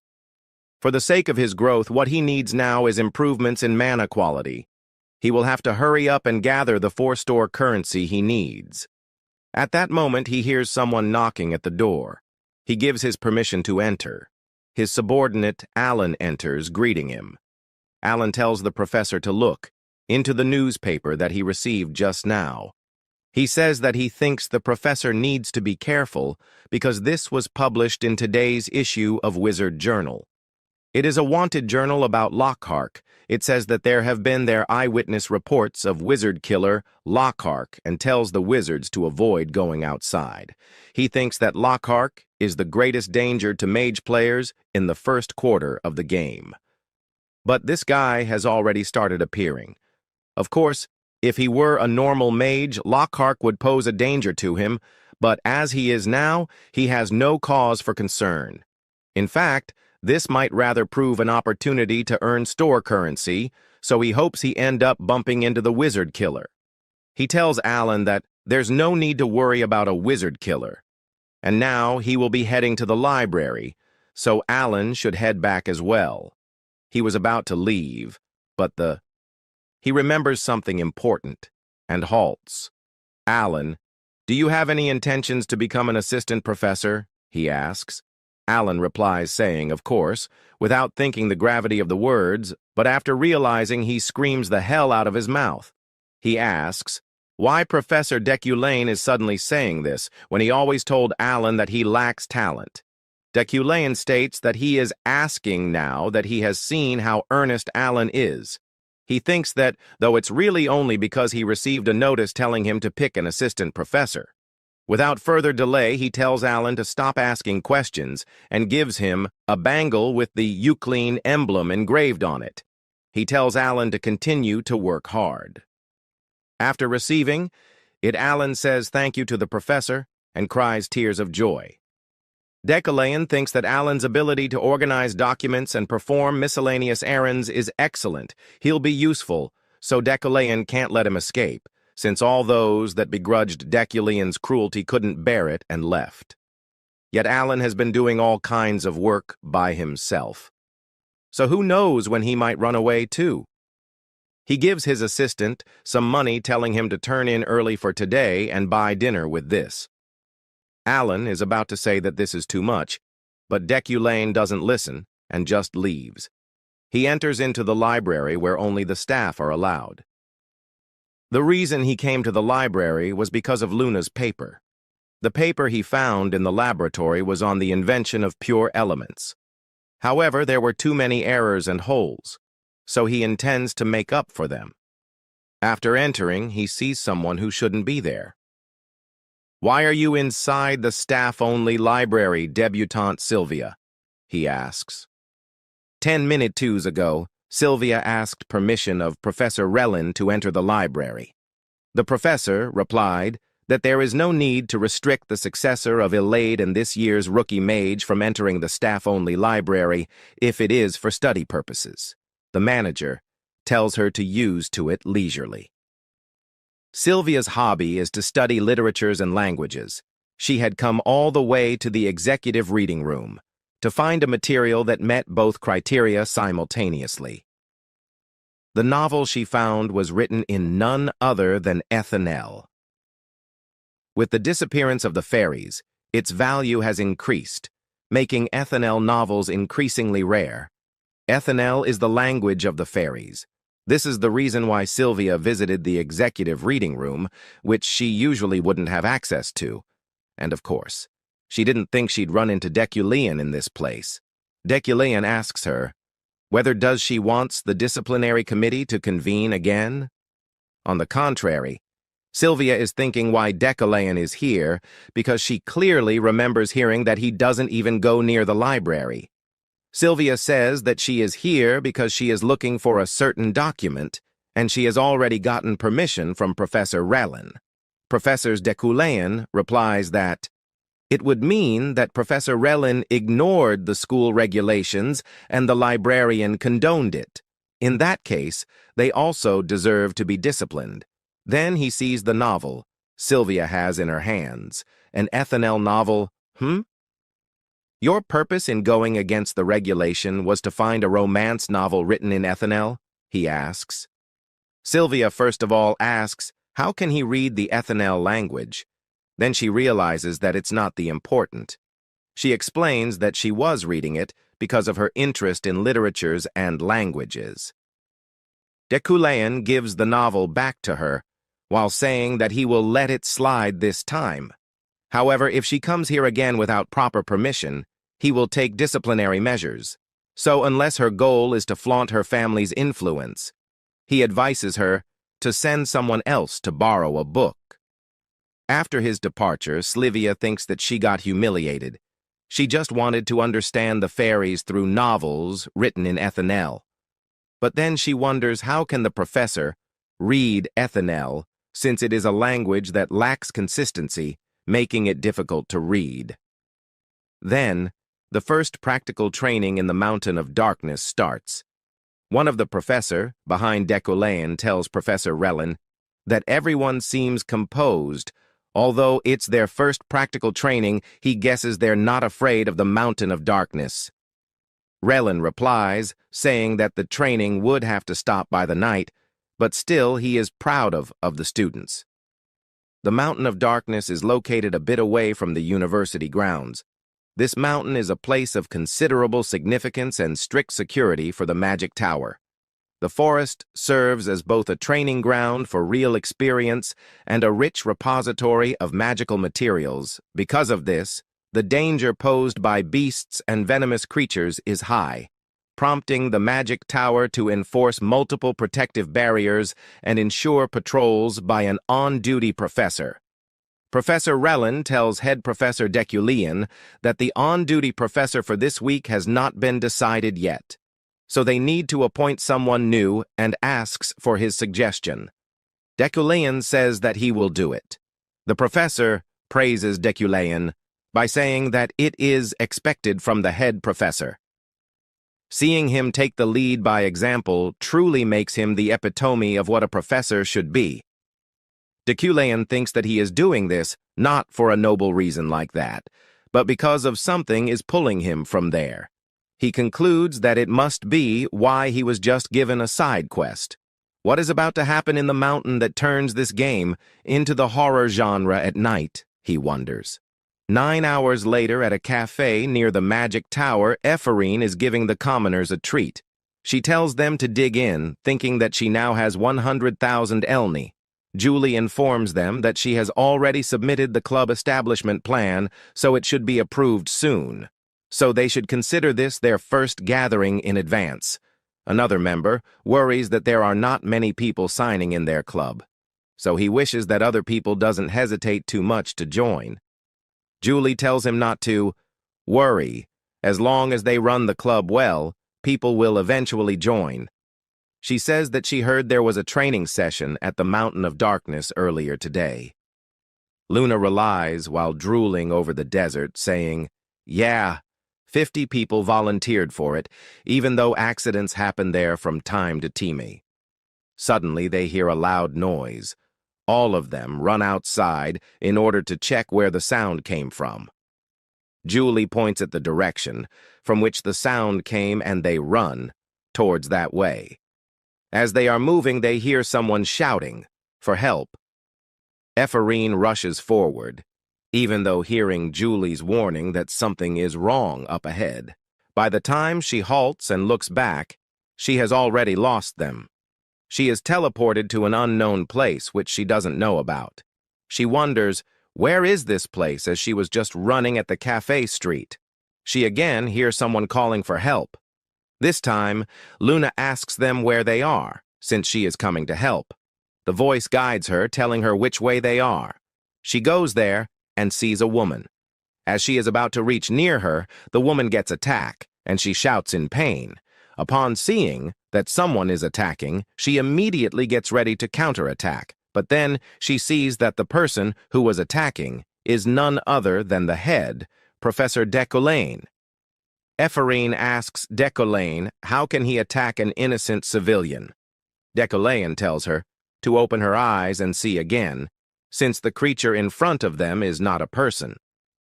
"What is that?" Luna questions. Deculean replies that it seems she was under the effect of an illusion, something that demons do. He tells her not to interfere and get lost, while throwing her outside himself. Now that he has ensured Luna's safety, it's time for him to hunt. He notices that the demon is furious because it just lost its prey. He immediately starts attacking it. Looking at the core on its forehead, he predicts that its specialty must be illusions. Thanks to his resolute, which resists mental attacks, however, it's ineffective against him. He feels that his blood is boiling. He realizes that Deculean's lineage is making him endlessly furious.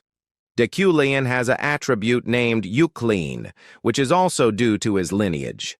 It's a lineage with exceptional power in subjugating the demons.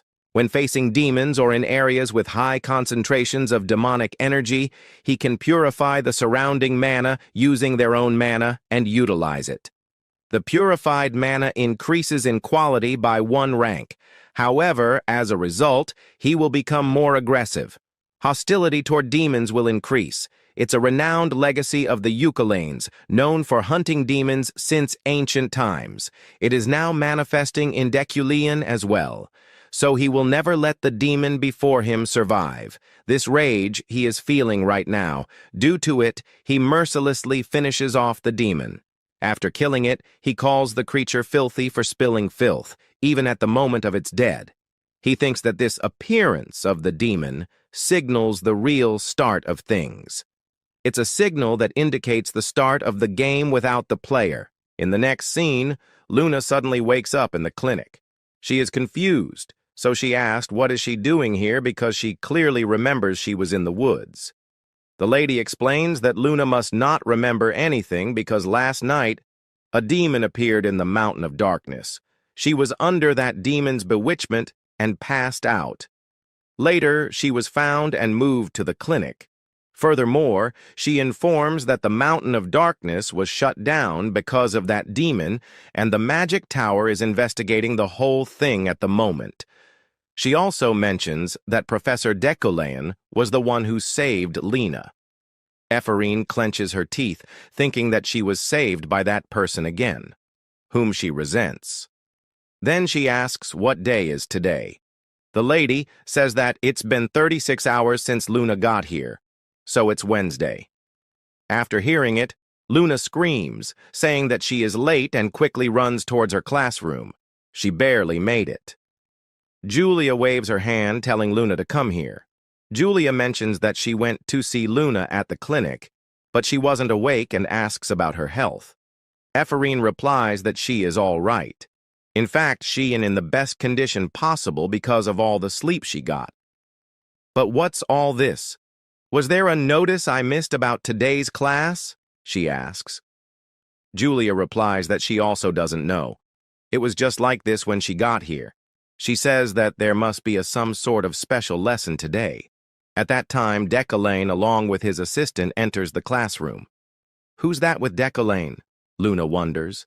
Deculean says that there's an announcement he has to make before he starts the lecture. He introduces Alan and informs that Alan will be his teaching assistant. After hearing the announcement, many students started gossiping. One of the students says that she thought Professor Deculean preferred to teach alone. Another student replies, saying, "Yeah." She heard that Professor Deculean had never had a teaching assistant. They also say that if someone become a teaching assistant, he can build his resume through the professor evaluations, and there's no way Professor Deculean would just let that happen. Meanwhile, hearing all of these, Luna says that all of them are true, since it was also why her father was a researcher at 30 years old. He wasn't able to become a teaching assistant. So why did Deculean suddenly take in a mage she has never seen before as one? She wonders. Deculean announces that today's lecture will be on learning by experience. He tells them to try to solve the task given to them in 3 hours, and Alan provides them with the timer. Looking at the bracket, she says that it's her dad's inheritance. She always asked herself whenever she looked at it, which had now become her vessel, who was her father to Deculean? Why Deculean did not give her father even a chance? And why is he doing all these nice things now? Countlessly questions appears in her mind, which are eating her from the inside. She knows that she needs to finish her task, and she needs to think of a spell quickly. But her mind is filled with all different kinds of thoughts that she can't even concentrate. Suddenly, she hears a voice saying that, 25 minutes and 15 seconds. I'm done. She looks back and sees that it's Sylvia. Deculean goes to check, and his cold glare startled Sylvia for a moment, but Deculean gives her permission to leave since her work is perfect. Sylvia stands up with confidence and looks at Luna, as if she is looking at a peasant, and it makes Luna extremely angry. She thinks that she needs to do this task quickly too. But as time passed, other students consists of Julia, Lehin, Rotan, leave the classroom. One by one, every student leaves, until there is only one student left. Luna realizes that she is done for. She bangs her head into the table countless times, wanting to think of something. Not only did she not do better than that damned Sylvia, she was the only one who failed to do anything until the end of class. Why am I like this? Am I really so stupid that I can't even do something as simple as this? She thinks. She says that she just didn't know better. She can't even think of revenge now. She didn't even deserve to go to the academy, and she can't compete at all. 5 hours and 47 minutes. How long do you intend on making me wait? Deculean speaks up. Luna gets shocked to see that he is still here. He mentions that Luna had a breakdown over an easy assignment and couldn't finish it in time. She says sorry, since she can't say anything. Deculean tells her that even if someone laughs at her, even if someone is ahead of her, even if the person she resents is right in front of her, she must be cold and logical at all times. He says that she will never get to his level with such a weak mind. Lastly, he says that he is disappointed with her since he thought she was better than that. With saying this, he leaves or pretends to leave. After Deculean's departure, Luna looks down for a moment, but she sits in the chair, slamming the table with a determined look, remembering the things she had to listen due to her shortcoming. She says that she can do this, even if someone like Deculean isn't disappointed in her. She again repeats that she will do it, no matter what it takes. Deculean spent 6 hours on Luna, and he thinks it's worth it, as this is a necessary investment. Because of what happened, a stronger Luna will be necessary. The appearance of the demon in the dark mountain made Deculean realize that the main event will start soon. When the era of overflowing evil arrives, a named individual who can exert positive influence on the main quest will be crucial, and one of them is a fully developed Luna. Right now, Luna lacks the mentality and awareness of a true magician, but if she overcomes this, the growth will be overwhelming. But that growth might become a threat to Deculean, and he simply won't let that happen. Fate is nothing more than faith for those who do not strive. The only thing Deculean believes in is himself. Deculean's personality would never allow himself to be caught up by a mere debutante. At that time, Luna comes out of the room and directly walks away. Deculean gets inside and sees the flower glowing golden. He stares and says that it took 6 hours and 25 minutes to complete the task. He then writes the report saying that Luna completed her work at the last, but the quality of her results are enough to make her compete for the first place. The side quest is completed, and Deculean received 1 store currency. As Luna left, Deculean also decides to go to his mansion. On his way to the mansion, Zeit stops him and greets him, which makes Deculean as bit nervous. Zeit von Bruggen-Frieden, he is the current head of the Frieden family, Julie's older brother, as well as the one who strongly pushed for Deculean and Julie's betrothal, and most importantly, he is above Ganesha in initial combat strength as 3rd place. He is a named character who is famous for his tremendous combat strength. Deculean is nervous as he can't fathom why Zeit is looking for him. The only guess he makes that Zeit has come here because he took the snowflare stone from Julie. And if that's the case, a death variable might arise, and Deculean has no countermeasures against this monster. Zeit talks with a smile and says that he was worried when he heard that Deculean and Julie's relationship is not going well, and to fix this he has come here to invite Deculean on dinner in this week. As Zeit seems in a light mood, Deculean agrees to attend the dinner. Zeit taps his shoulder and says that he likes how quickly Deculean make the decision. He gives an intimidating look and says that they will meet at the dinner and leaves. Deculean gets that Zeit wouldn't take it well if he refused it. Zeit holds his household above all else, and who knows what would happen if he was to interfere with Zeit's plans.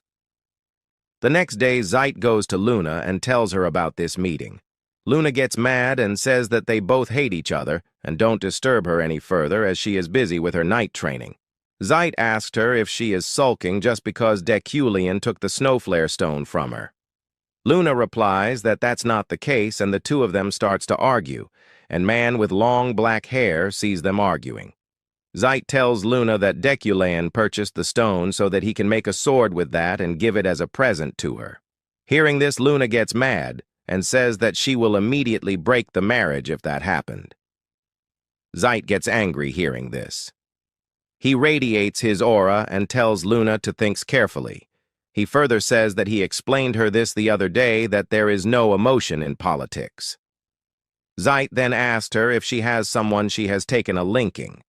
Seeing her brother getting angry, Luna controls her anger and replies that she has no one to her liking. Zeit again asked her that if she is concerned about the rumors about Deculean. Luna replies that doesn't bother her. Listening this, Zeit tells her to come to the dinner on time, and if there is any misunderstanding, they will solve it there. Saying this, he leaves. Luna is furious, and she takes her sword and swings it vigorous to vent her anger. The black-haired man then comes closer to her and says that she seems troubled. The man's name is Veyron, and he is a subordinate of Luna. Luna apologizes to him for showing this disgraceful side of her. Veyron says that there is nothing to apologize for as he understands it. Veyron tells her that Deculean is not the right man for her, and he also rebels against Zeit, who is pushing this marriage. Luna tells her to stop and says not to speak ill words behind someone's back, and this doesn't suit a knight. Veyron stops and lowers his head. Luna looks at Veyron and smiles and tells him not to dirty his hand because of her, as she is fine. Veyron stares at her and says nothing. She then tells him to get ready as she will be heading back. As Luna walks away, Veyron thinks that he has finally found the answer to this anguish and suffering. He has found a way to prove his loyalty as her vassal, and it is something that only he can do. He is determined to go any length for the happiness of his liege. Later at the nighttime, we can see the Bercht Elder Hall. The elders gathered there, and they talked about the demon that appeared on the Dark Mountain. From the beginning, magic is created as a secret art to eradicate demons. And since a demon has appeared, the elders can't slide this matter away. The elders come to a decision. They orders they envy to send message to the 12 houses of magic and tells them to respond to the Bercht summon. The scene shifts, and we can see Deculean's house. He has sorted all the items that he has bought at the auction. He kept 2 items with him. One is the Luperin's ring, which helps with mana recovery, and the ancient rune necklace, which can store mana. The rest of the items will be stored in the vault as Ganesha advised. However, there is a problem. The most important item, the Snowflare Stone, is not cooperating. Deculean didn't expect to handle the snowstone right away, but no matter how much psychokinesis he uses, it won't budge at all. The snowstone's mana is resisting his magic. In the game, it was too expensive to even look at, so he has no idea what to do. Even if he force a reforging, he can't even use psychokinesis on it. A passage he read in the library last time. A legendary sword requires a process of taming. That process is called resonance. Deculean wonders if that means he has to understand the sword itself. He then decides to use comprehension on the stone. He puts his hand on the stone and uses his ability. All of his mana is sucked instantly, so he stops. He used 2,000 mana and only understand 0.1% of it. He is worried as if this goes on, he will take at least a year to fully understand it. However, for now, this is the best method he can devise. After that, he moves on and starts to get ready for the dinner meeting. He looks at the calendar and sees that there are 2 markings. One marking is for today, the meeting with Zeti, and the other marking has been made before he reincarnated. It is 3 days from now, and there's a short note that this is a Memorial Day. Later, Deculean goes to Restaurant von Meschel to attend the dinner. Zeti and Deculean walks in the restaurant, and Zeti thanks him for coming. As they enters the room, they sees that Julie is already there. Julie is dressed beautifully, and Deculean's face turns red seeing her. After that, everyone take their seats. Deculean didn't expect that Julie would be so beautiful when dressed properly. A voice comes, which says she has put a lot of effort in Julie's dress. Deculean gets nervous as he didn't expect that Josephine would be here. Right now, she's just acting as the older sister attending her siblings' matchmaking, but Josephine is not just Julie's sister. In fact, to Deculean, she's the most dangerous named character to be wary of, a true sociopath who stops at nothing to achieve her goals. The ruler of the underground intelligence group. shadow that controls the continent from behind the scenes, and a powerhouse on par with Zeit in terms of raw strength. The only person Josephine truly cherishes is Julie. Because of that, touching Julie is like touching her reverse scale. When Deculean sits, he can feel it clearly. The killing intent Josephine is directing at him and the manifestation of villain's fate. The fact that he could sense the killing intent of a sociopath like Josephine means that this death flag is incredibly dangerous. In the end, Deculean must prove his sincerity to Julie to avoid this crisis. As Deculean is lost in his thought, Zeit suggests that they should get to the main point before the food arrives. Zeit says, "Professor Deculean, when shall the wedding take place? It has already been 3 years since your engagement." Hearing this, Julie interrupts, but Zeit stops her saying that this is a conversation between 2 family elders. Deculean seems nervous. Zeit tells him to be comfortable and speak what's on his mind. Deculean then looks at Josephine and says he will leave this decision entirely to Julie. If she is not certain about this marriage, he is prepared for an annulment. "Oh ho, how can you speak of annulment so lightly? Is it because your relationship has grown distant lately? In that case, you should think about mending your relationship. Annulment is not so simple. The elders of the family would never allow it." Zeit says this to Deculean. At that time, Julie shouts, "My lord, please allow us to be alone for a moment. I ask this of you." Zeit looks at Julie and he decides to let them have a private talk. He tells Josephine to come with him. After that, Zeit and Josephine leaves the room. Now Julie and Deculean is alone. Julie gives a frown looks and asked Deculean, "What are you planning to do this time? Just what do you want?" As Julie asked the question, Deculean guessed that he has to answer correctly as Josephine is hearing everything. She pretended to leave with a smile, but she must have set up a trick to eavesdrop, as there's no way she left just like that, but this is also an opportunity. Josephine doesn't know that Deculean is aware of her. Deculean truly loves Julie. If her can make her believe that, he might be able to avoid this death flag. Deculean now start his talk with Julie. He tells her that what he said is his true feelings. Julie gives an angry look and asked what he means. It's all true feelings. Deculean replies, "As you can see, I cannot dissolve this engagement as I wish. No, rather, there is nothing we can do about this. Things have progressed too far." Julie stomps the table and says, "And so? What dirty method will you use to torment me this time? Before we were engaged, you used your connections to force this engagement. You promised to compensate our family's elders, and you do remember what you said to convince me." As Deculean is about to say anything, Julie shouts and says, "Fighting is dangerous. Because of that, you forced me to stop pursuing the Imperial Order, and you brazenly suggested that I take up the mantle of Captain of the Order of Hadakane, which is supervised by the Deculean family. And when I refused, you spread all kinds of rumors about me. Just what are you trying to start now?" Deculean knows about all of this.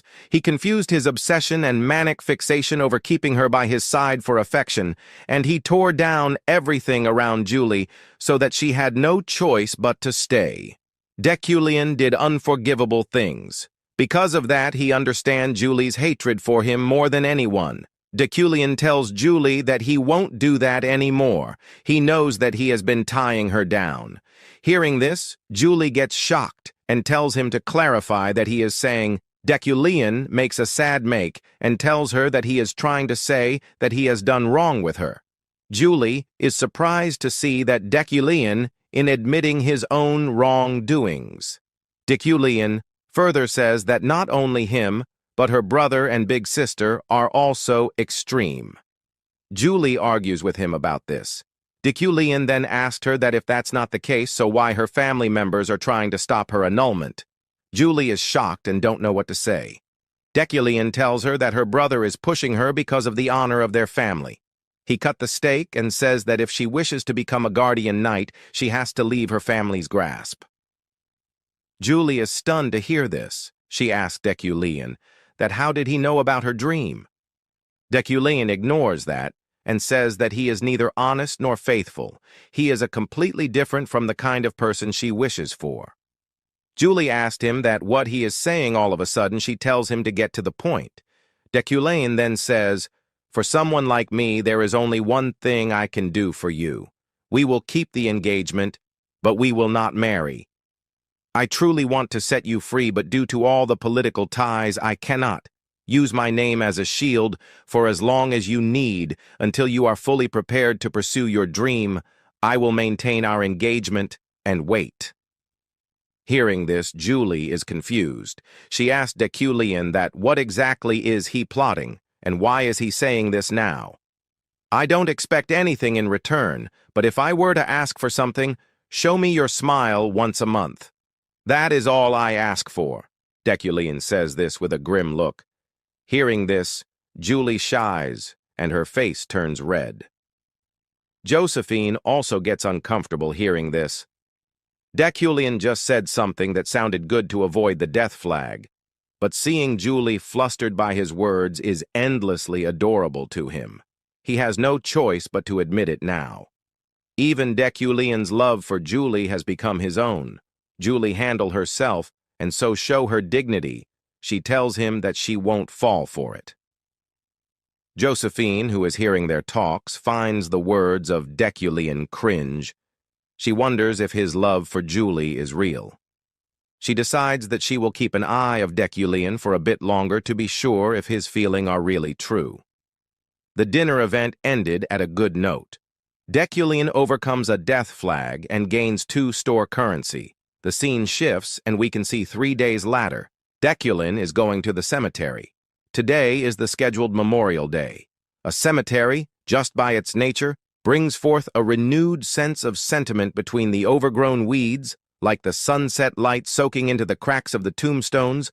My heart had arrived here long before my body, melting into this place, because my memories are here, not as Deculean, but as Kim Wujin's memories. In past, one night, Wujin's ex-GF Yuara comes to him and tells him that she has added 1 Easter egg. She says that she thought about adding a setting for Deculean. He's a mid-boss in our game, so it should fine, and the writer has already agreed to it. Wujin tells her not to do that as this will take a lot of data, and more importantly, the workload of the staff will increase. She tells Wujin that it's important in its own way, and she is trying to put the creator's heart into the game. Seeing that she won't change her mind at all, Wujin tells her to do as she wishes. She tells Wujin that she has a clever idea, and it definitely won't be a waste. She says that Deculean has a deceased ex-fiancé. Back then, Yuara got all excited saying she had a fun idea. Wujin wonders what was so amusing about it, and what kind of prank did she leave as an Easter egg, and what was it that made her smile so brightly? To revive the memories of Kim Wujin, Deculean has no choice but to seek out those traces. As Deculean comes to the cemetery as he stands in front of the grave of his ex-fiancée, he sees that the name written on the tombstone is Wujin's ex-GF Yuara. There is a short note beside the name which says, "The one who will always be grateful to you." Wujin is in wow. He wonders why Yuara has inscribed her name on this tombstone.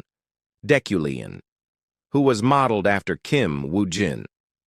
To that Deculean's deceased fiancé, why did Yuara give her own name? And why, of all things, did she say she were grateful to him? Deculean kneels down and touches the tombstone. Just a single inscription that alone stirred emotions all throughout his body. It felt like he could hear Yuara's whispering voice, and memories of the past poured out endlessly. The way she shyly smiled while praising his drawings. How she took off her coat for his when he was shivering on a winter night, telling him she loved him as she embraced him, picking him up when he was struggling for 7 long years, the one who was always by his side, his memories of her. As Deculean is crying, a man with long white hair sees him, and the man is in huge rage. Deculean finished his crying, and due to his attribute, he quickly regains his composure. In the meantime, the white-haired man gets closer. Deculean seems to know him. He asks the man if his name is Rockhack. The man is exuding a huge amount of killing intent. The man looks at him with his deathly eyes and asks how he knows his name and how dare is he that as a mage he speaks with him. Wizard Killer Rockhack. This guy is a mid-boss villain specifically for mage players. Rockhack became the nemesis of mages because of his ability, magic nullification. As with any other game, the nullification trait is practically a cheat, and Rockhack's ability requires no special conditions. Regardless of physical contact, no one can use magic within his radius. Rockhack rushed towards Deculean with a knife and he attacks him. Deculean backs off to dodge him.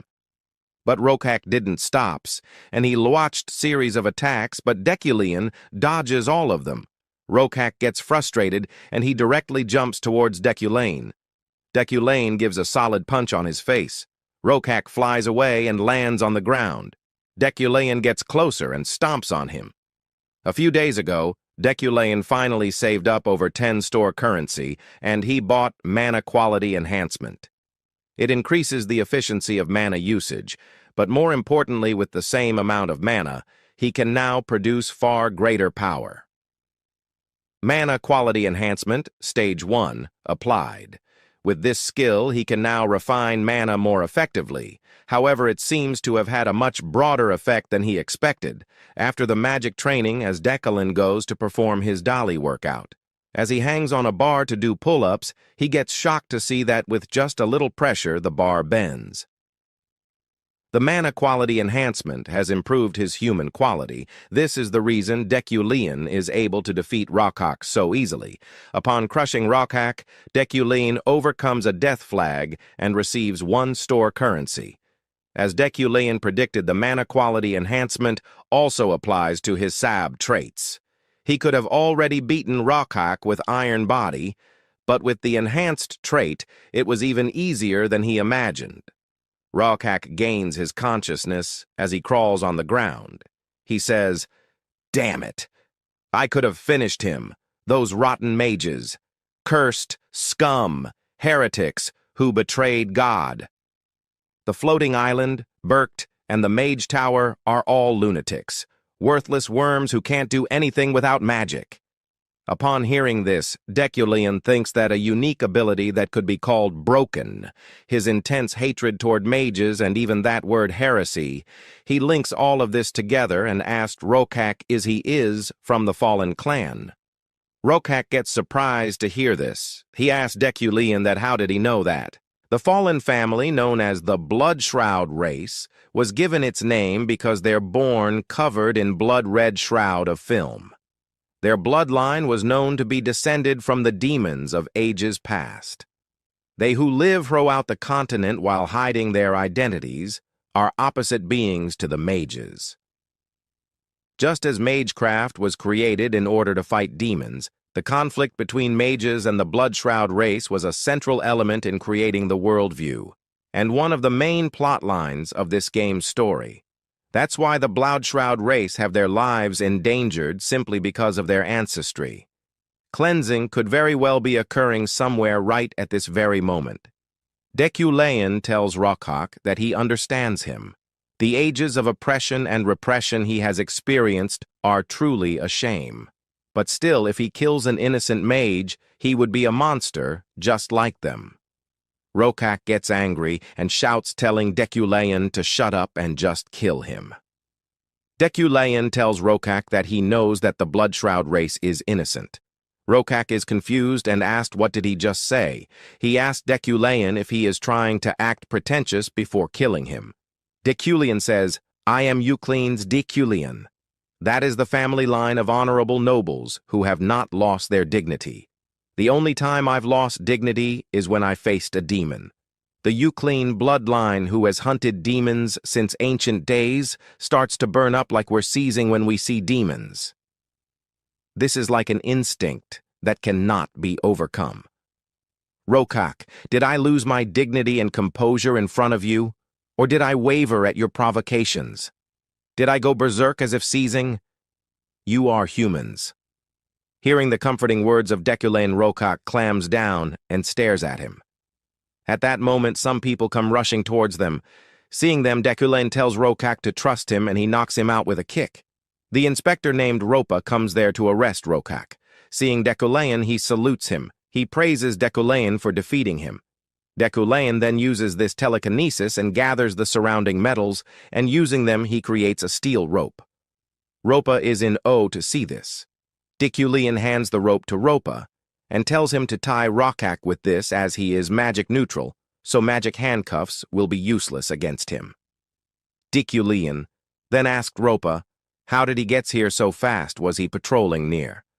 Ropa answered that he came here after receiving a report. Ropa asked if he wasn't the one who reported. Deculean says he didn't report. He tells Ropa that some nearby person knight have heard the commotion and reported it.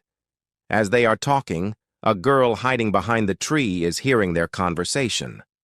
After that, Deculean tells to handle this here as he will be leaving now. Ropa again salutes him and bids him farewell. As Deculean walks away, he is glad to see that everything concluded without any bloodshed, as he don't want to hurt anyone. Then the next day at Deculean estate in Deculean's training room, his sister comes to him with a letter and give it to him and tells him that for the 1th time in 15 years, a meeting is called in Berkt. Deculean opens the letter and reads, there was recently an incident where a demon appeared at the Mountain of Darkness. As a result of that, Berkt wants to bring you mages and discuss this. As Deculean reads this, a main quest called Berkt Call appears. Deculean then tells his sister that he is allowed to bring one guard with his in this meeting. Hearing this, his sister asked him if she should tell Zeph about this. Deculean says that there is no need for him as he is more familiar with steering. But you can't just go without a guard. I know my stuff. The journey to Berkt is one where your life can't be guaranteed, Deculean's sister says this. Deculean looks at her and asks if she is worrying about him. Deculean's sister gets embraced and says, as if, don't say something so gross. I just can't have you dying on me before I officially get the residing head position from you. Anyways, leave the guard issue to me. I'll commission it to a trustworthy place. The scene shifts, and we can see the order of Freyheim's post, the knights and sparring with each other. Julie is the one who is overseeing theater training. The vice-captain of Julie's order is standing afar, and he seems troubled by something. At that time, Veyron comes from behind and scared him. Veyron asked him what's troubling him. The man tells Veyron that there's a commission that's come in for their order. It's a big one. But there's something that bothers his a little, so he don't know whether to accept it or not. Veyron suggests him that he should discuss about this with the captain. The man says that it's difficult to tell this to Julie as the commission is to guard Deculean. Hearing this, Veyron shakes his anger, he retains his composure and tells the vice-captain to accept the commission. He also tells him that as Deculean will be traveling in train, so to guard him means they have to guard the whole train, which is a difficult task. However, if they complete it successfully, their order's fame will increase instantly. Moreover, this will also help them with finances as they are a private order. The vice-captain is against this due to the relationship between Deculean and Julie. Veyron convinces him saying that their captain is not someone who would ever insert her personal emotions into a mission. The vice-captain agrees with him, and he goes to discuss about this with their captain Julie. As he leaves, Veyron gives a fearsome look. Berkt. It is the name of the Alpines in the northern regions of the continent at an altitude of 3,500 m, as well as the dwelling of mages called Elders. Berkt is where all the schools of sorcery across the continent submit their ideas. The magic tower is a given, but the decisions made there are to be followed by even the floating island of mages. It exerts an immense amount of influence, such that it could be called the pillar of the magic world. And because the summoning assembly occurs rarely, only once every several decades, a mage attending the Berkst summoning assembly is both an honor and recognition of one's status as a sorcerer of renown. Yet a summon from Berkst is also known as a mage's grave. The scene starts at the train station train to Berkst platform. Julie Veyron and the other members of their squad are there taking preparations to escort Deculean to Berkst safely. After a while, Deculean and his assistant comes at the station. Julie greets them and tells Deculean not to worry, as their squad will guard the first half of the train thoroughly. As she says, this is embraced and tries to put a nice smile on her face. This made Deculean remind about the condition he tells her at the dinner table. Julie is a bit nervous as she don't know how to smile and what to do in this kind of situation. The vice captain cries in respect for his captain, as even though she utterly loathes Deculean, but for the sake of the mission, she is trying hard to put on a smile. At that time, Veyron steps in and introduces him to Deculean and tells him that he will be responsible in guarding him throughout this trip. The vice captain then ensures Deculean that Veyron is a very talented person, so there will be no need to worry, as he will be able to handle any kind situation. Deculean seems something is fishy, so he uses his sharp eyesight, so check Veyron. But to his surprising, he didn't get any special energy from Veyron. Deculean think that he is overthinking things, so he tells Veyron that he will be in his care. Veyron says that he will in the cabin with him, so there is no need you water for him. Julie then says her farewell and leaves. As she is leaving, she turns around and tries her level best to smile at Deculean. Deculean smiles, thinking that she kept her promise well. Several hours later, the train is on its way to Berkst. Veyron is on his guarding duty. Deculean tells him to sleep if he feels tired, as they have several hours ahead of them. Veyron heeds his words, as says that he will take a short nap. A summon from Berkst is also referred to as the mage's grave. There's a special reason for Berkst being seen as the pillar of the magic world, while also having that contrasting second face. It is because of the unexpected event that occurs every time the Berkst summoning assembly takes place, the train attack. Safely getting past this event, one of Deculean's many causes of death, is something of a game of wits. This game would be choosing the safe train out of the ones heading to Berkst. If you wish to take the safer option, then you can buy the information of which train will be attacked from dark connections. Wujin thinks that if it were the original Deculean, then he definitely would have done that. However, that's not possible right now because he cuts off all such dark connections after possessing Deculean. That's why he made several preparations to protect himself before he came. For example, it is the reason he acquired the martial arts techniques of the legendary fighter, Epherine, using comprehension. Deculean then looks at Alan and sees that he is sleeping soundly, even though he was causing a fuss because of how excited he was earlier. Several days ago, Deculean asked Alan if he wants to come with him in the Berkst summoning. Hearing this, Alan busts into tears and says that he will surely come with him as this will be a great honor for him. This was unexpected, as Deculean didn't think he'd come with his, despite knowing how dangerous it is. Deculean wonders if Alan has more ambition than he had thought. The train comes to a station and stops there. All the people in the cabinet except Deculean, Alan, and Veyron get down on this station.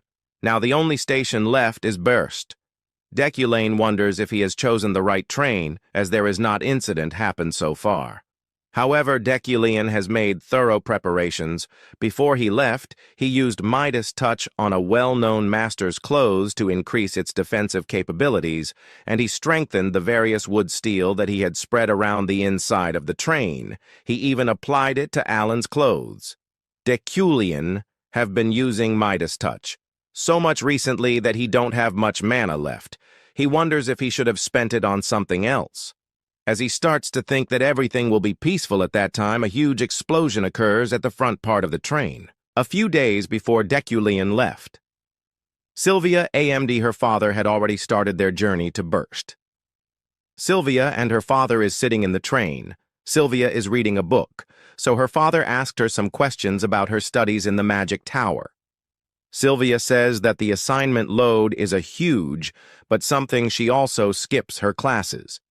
Giltheon laughs and says that even though she will be an archmage in the near future, but she still work harder than anyone. Sylvia says that if she don't do this much, how will she become an archmage? Sylvia has grown fond of Deculean's lectures. For now, she don't care about Luna, the only things that she wishes is to attend Deculean's classes. She asked her father that why did they leave for Burkt Summoning Assembly so early. Hearing this, Giltheon stays silent, and he asked Sylvia if she has heard about how the trip to Burkt is the graveyard of mages. Sylvia says that she heard about it, but she thinks it's just a ghost story. Giltheon says it's not. Whenever there is a summons to Burkt, a few mages always lose their lives. 15 years ago, 11 died. From long ago, getting summoned to Burkt was a sign you're from a prestigious family. If you are chosen among the 20 families and attend, your family will be engraved in history.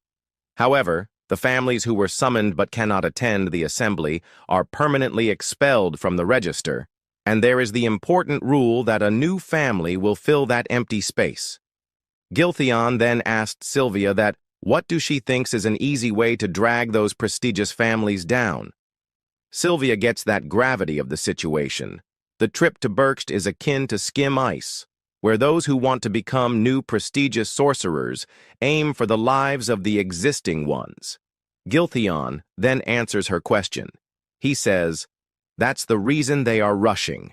He also says that he received intelligence that there's a group scheming to attack the train that's leaving later. That's why he is taking her along with him, so he wanted to be as careful as possible. Giltheon wants to explain everything to Sylvia since she will also face the cruelty of the world. Of the 12 traditional families, do you think any of the families were always traditional? Giltheon asked. Sylvia is confused and stays silent. Her father tells her that if someone needs to be punished for this, it should be all the sorcerers, as deaths on the way to this assembly is basically like a magical natural death. Now back to the present. Deculean, and Alan is in the train. At that time, the bombs fit in the train brust and shakes the train vigorously. Veyron and Deculean gets alerted. The bombs brust near Deculean's cabinet and it creates a huge hole in the train. Alan wakes up and gets shocked to see the condition of the train. The train gets off its track and is flying in the mid-air. This is the work of Deculean. Before coming, he has memorized the elementary telekinesis. Estran's martial arts is part of it, but having memorized elementary telekinesis. Before they left, helped them survive. At the top of the train, we can see some people in black robe. They are impressed to see that Deculean is able to float the entire train in the mid-air. They wonders if all the head professors are like this. A man among them tells them to drop the gossips and focus on the task. As they succeeded, they will be rewarded heavily. The men then starts to get inside the cabinet through the hole. Deculean looks at them and says, "Morons, unfortunately for you, I've already expected this." Deculean uses the small iron pieces and uses them to attack the men. He effortlessly kills some of the men. Alan is shocked to see this sudden attack. He asked, "What is going on?" Deculean strikes Alan's neck and make him unconscious. He then stands up and tells Veyron to take Alan and get him to a safe place. He also tells him to evacuate all the passenger in the train. Veyron then takes Alan and jumps out of the train. When Deculean strike Alan, he felt something different, but he left that thought for later as he has work to do. He uses the iron pieces and again attacks the rest of the men. The men are all scared to see the magic of Deculean. In the meantime, Veyron puts Alan on a safe place. He then looks at the train and moves towards it. Inside, Deculean is done with the cleanup. He is exhausted, and his mana is close to 0. At that time, Veyron jumps in. He tells Deculean that he has moved Alan to a safe spot, and he also evacuated all the passengers. Deculean praises him for the good work. However, as he looks at Veyron's eyes, he noticed that his gaze is different from before. Deculean takes it lightly and thinks that he is just hyped up from the surprise attack. But he soon finds that his thinking was wrong. Veyron emits an enormous amount of red aura, which indicates that it's villain's fate. Veyron then takes out his sword and points it at Deculean and says, "It's a relief you survived. I have to kill you myself." Deculean asked Veyron if someone has ordered him to do this. He asked if Julie is the one behind it. Veyron shouts, "Stop if you dare utter my master's name. I shan't forgive you. She is an upstanding knight who'd never think of something like this. Cease your foul imagination. You will die by my hand." For master. Seeing this reaction, Deculean gets that Julie is unrelated to this. He has 10 mana left. He wonders if he can defeat someone who's considered talented, even amongst the Order of Freyheim, in his current state. Veyron then starts to attack. Deculean leans back and uses the iron pieces to block Veyron's sword. Deculean cancels the telekinesis that is holding the train in the mid-air. After that, the train starts to fall down. The scene shifts, and we can see Sylvia. She is sitting in a room, and guard knight comes in with ice cream. The knight's name is Sirio. Sirio offers Sylvia ice cream, but Sylvia refused, saying that she is fine and tells him to eat them. Sylvia then asked him if everyone has arrived. Sirio replies that, other than Deculean and rewind everyone if here. He then asked her if there is someone she is waiting for. Nope, Sylvia says. Sirio then takes his leave, telling her to call him if she needs anything. Sylvia looks at the window and thinks of Deculean. A few days ago, she went to the cemetery to see her mother Cielia von Elamine Ilady, the proud mage, Gilthian's wife. It was a day where she went to visit Mom and talk to her. It was a normal day like any other. She sits in front of the grave and talks to her mom, and she tells her about Deculean, that he is terrible, that he gives her lots of assignments. As she is talking, she heard some noise. She quickly gets up and hides behind a tree. But she was surprised to see Deculean has come to the cemetery. Even with only seeing his crumpled back, she could feel his noble posture. At first glance, she wonders why he has come to a place like this. She don't think that Deculean is someone who would mourn someone who has passed. But she was utterly surprised to see that Deculean was crying. He, who was always cold and haughty, was shedding tears to Sylvia. It was fascinating. I always thought of him as an annoying professor who always acted high and mighty, but even he had memories of losing a loved one. Those tears, akin to shooting stars, kept plaguing her mind.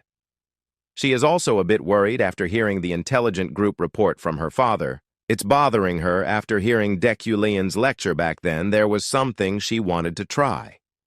She thinks that if she tries that with a magic stone as a medium, it might be possible. Of magic's 3 attributes, Origins is created using the caster as the source, and Sylvia's magic, which is composed of the 3 primary colors, began to use the mana stone as her medium, and it started to take shape.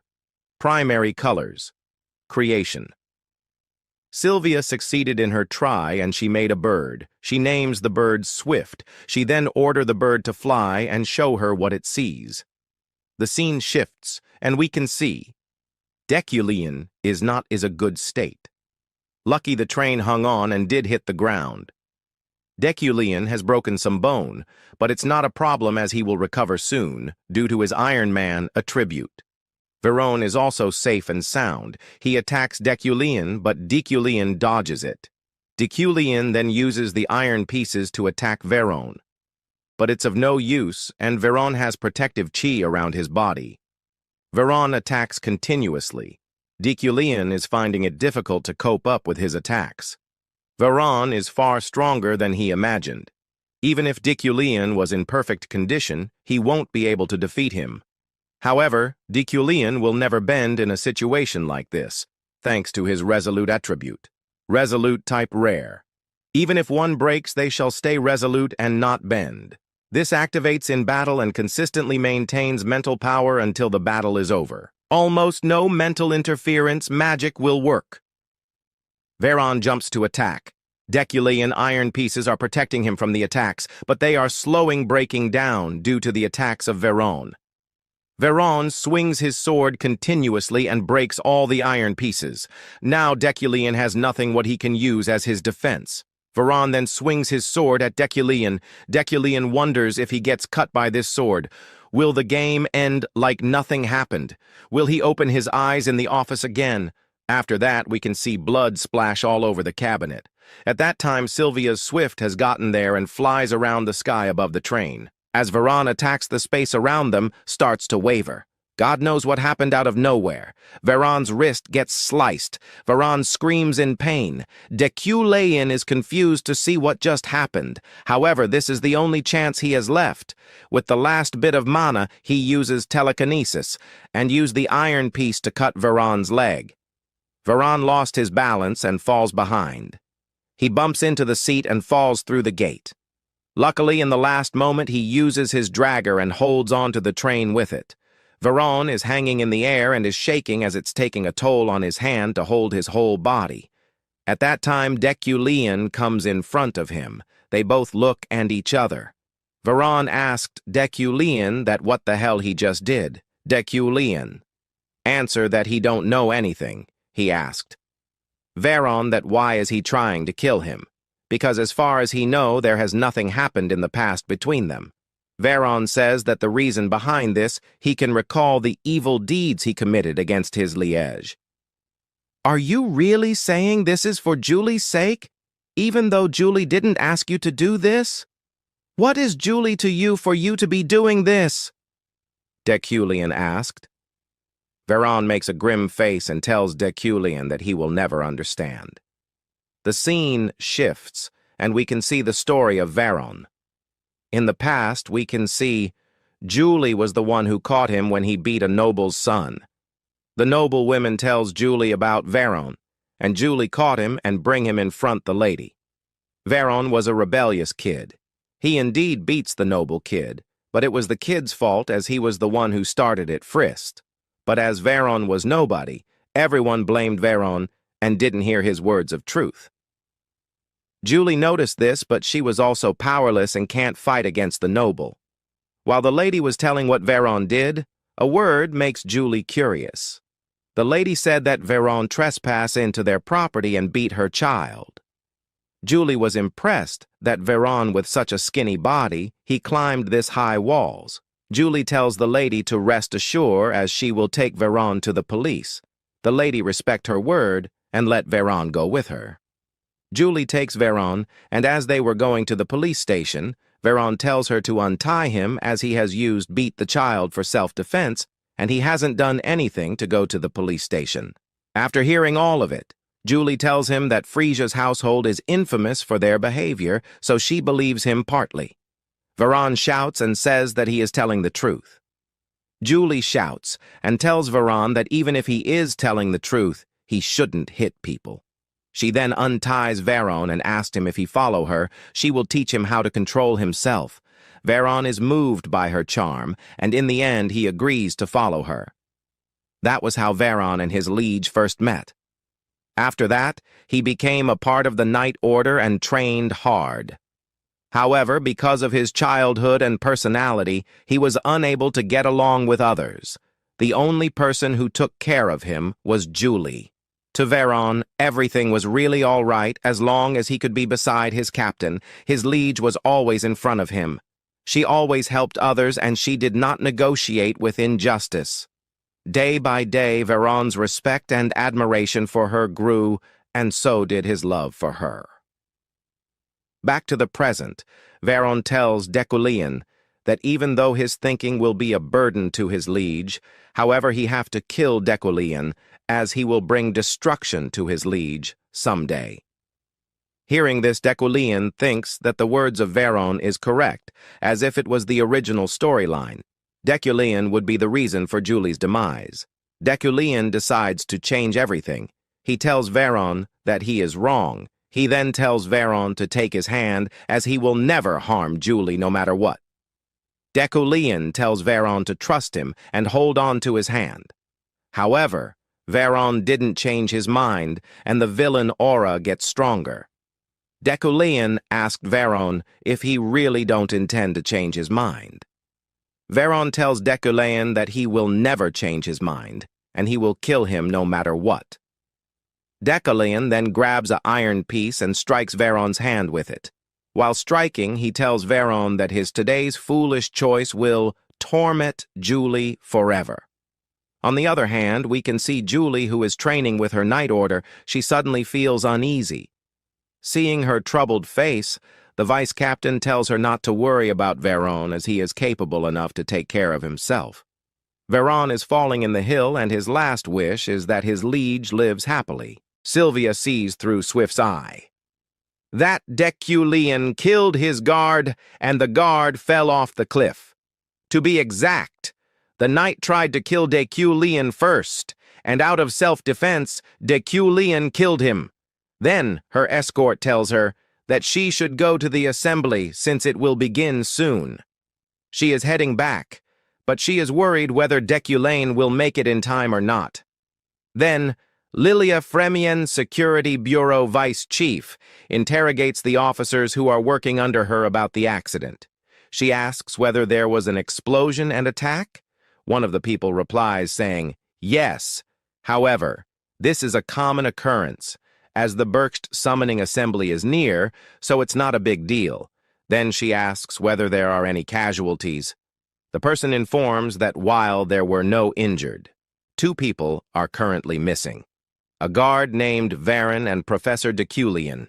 He says that she can hear about the details from that survivor over there, but he's still unconscious from the shock of the incident. A common people speak up. He informs that some knight saved him. The train was mid-air for a bit, and when he woke up, it had fallen. He thinks that the assassins tried a second attack. He shows a photo of the entire train being lifted mid-air. He says that it was so shocking that he took a picture. The lady finds it absurd, thinking that Deculean raised the entire train with magic. Suddenly, she hears telepathic messages. The voice says that the knight Veyron is dead. He doesn't know why, but Veyron tried to kill Deculean and ultimately failed, and head Professor Deculean survived. She suddenly looks back, searching from where did the telepathic messages came from. She sees no nun, but Alan lying unconscious on the road. The person sees someone walking towards them and points at him. They see that it's Professor Deculean, walking as if he has lost most of his energy. He thinks that if it weren't for the strange phenomenon that occurred then, luckily he would have been killed by a knight who isn't even a named. Without the help of an unidentifiable person, he would be the one at the bottom of the cliff. He can't believe that he is so powerless. Just who was it that helped me back then?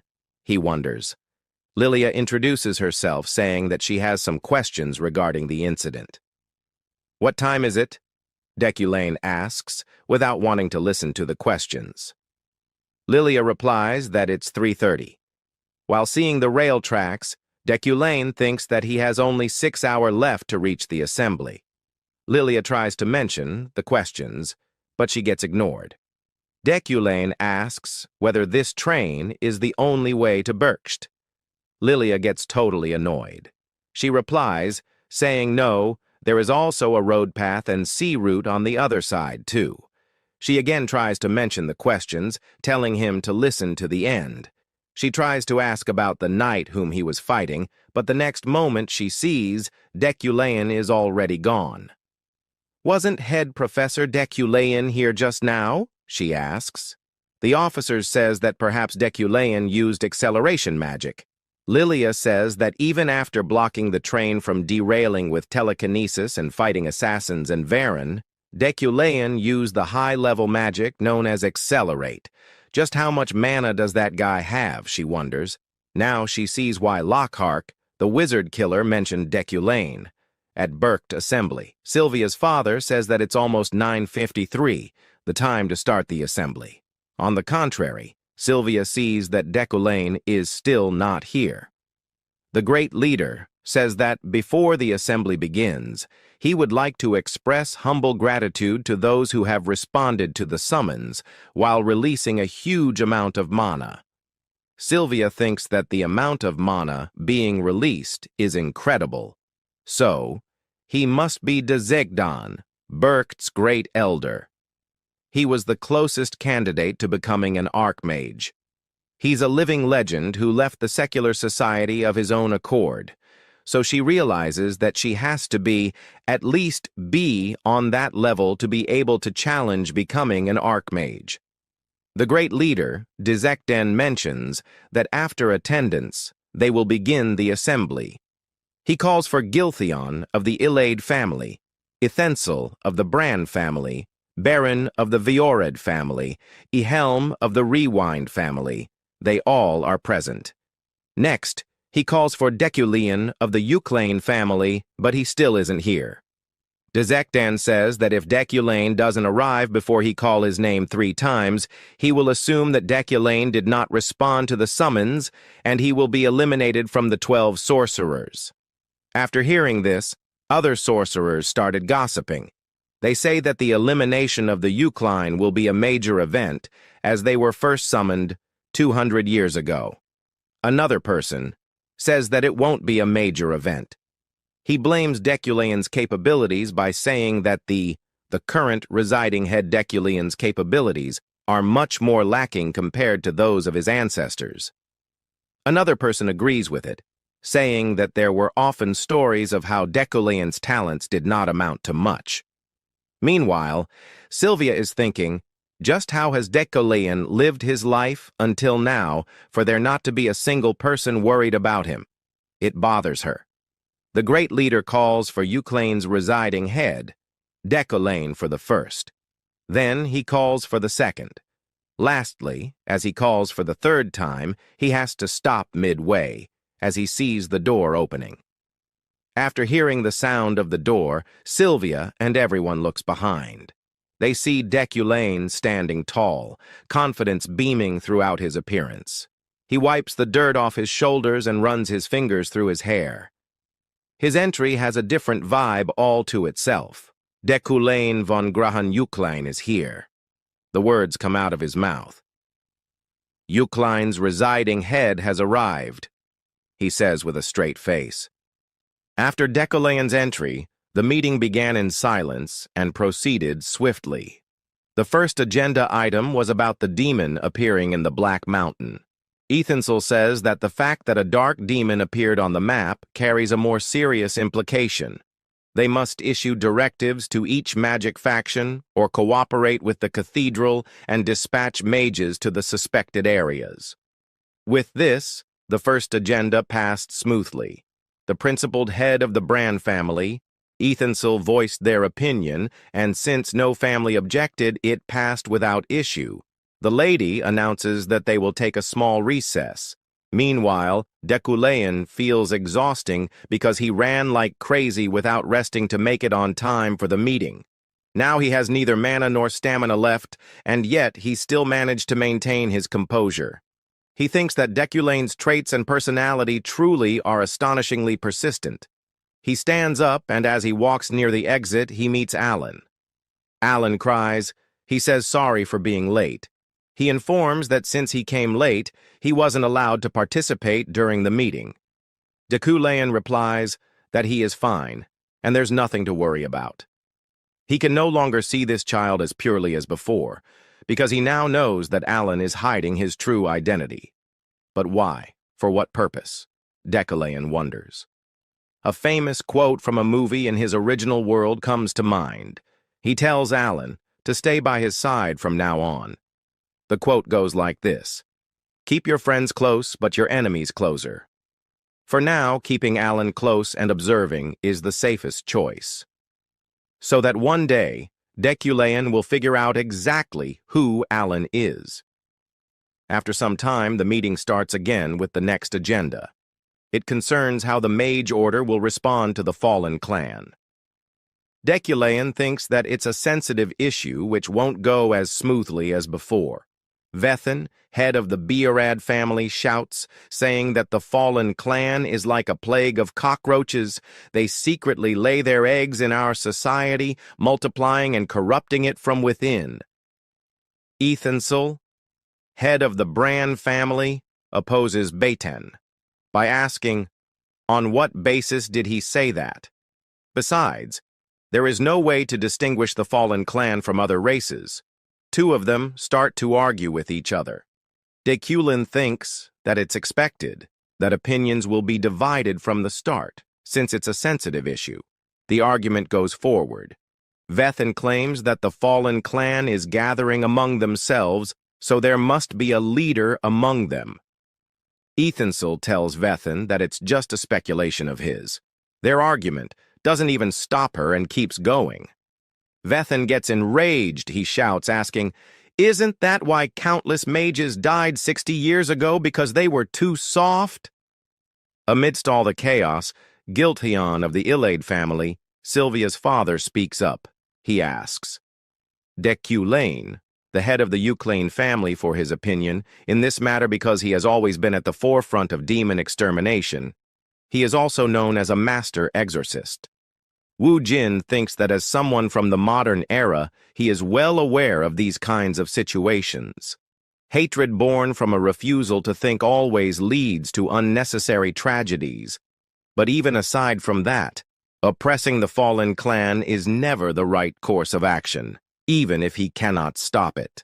He needs to delay this as much as possible for the upcoming main quest. After all, the true common enemy of this world isn't the fallen clan. So he speaks his opinion, which grabs everyone's attention.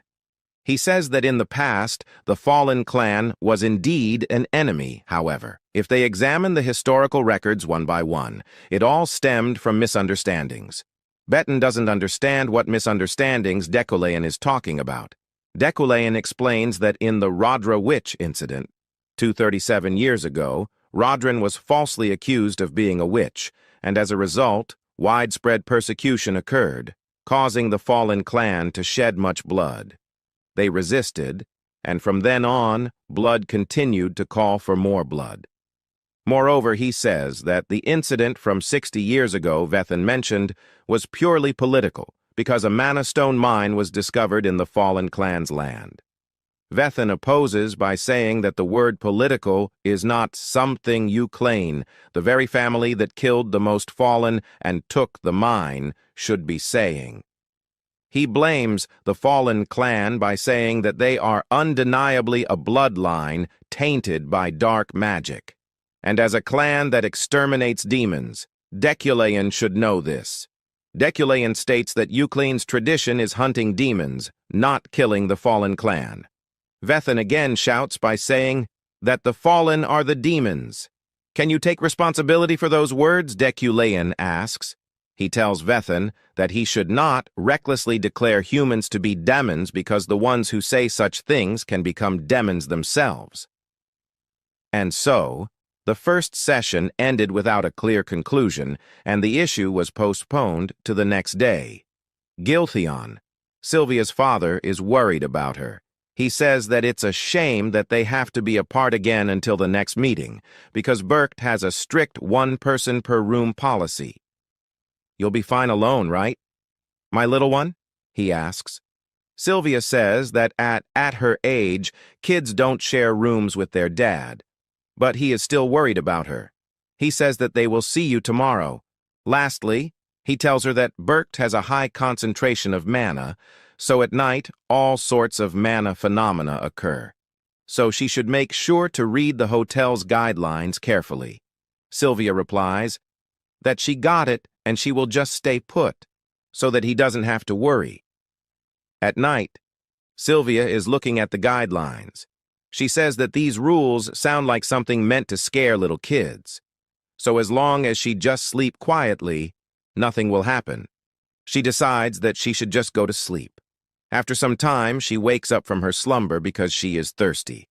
Upon waking up, she drinks water, but then she suddenly senses that the space changed into a hallway. Did I do something wrong? She wonders. She sees the guidelines again.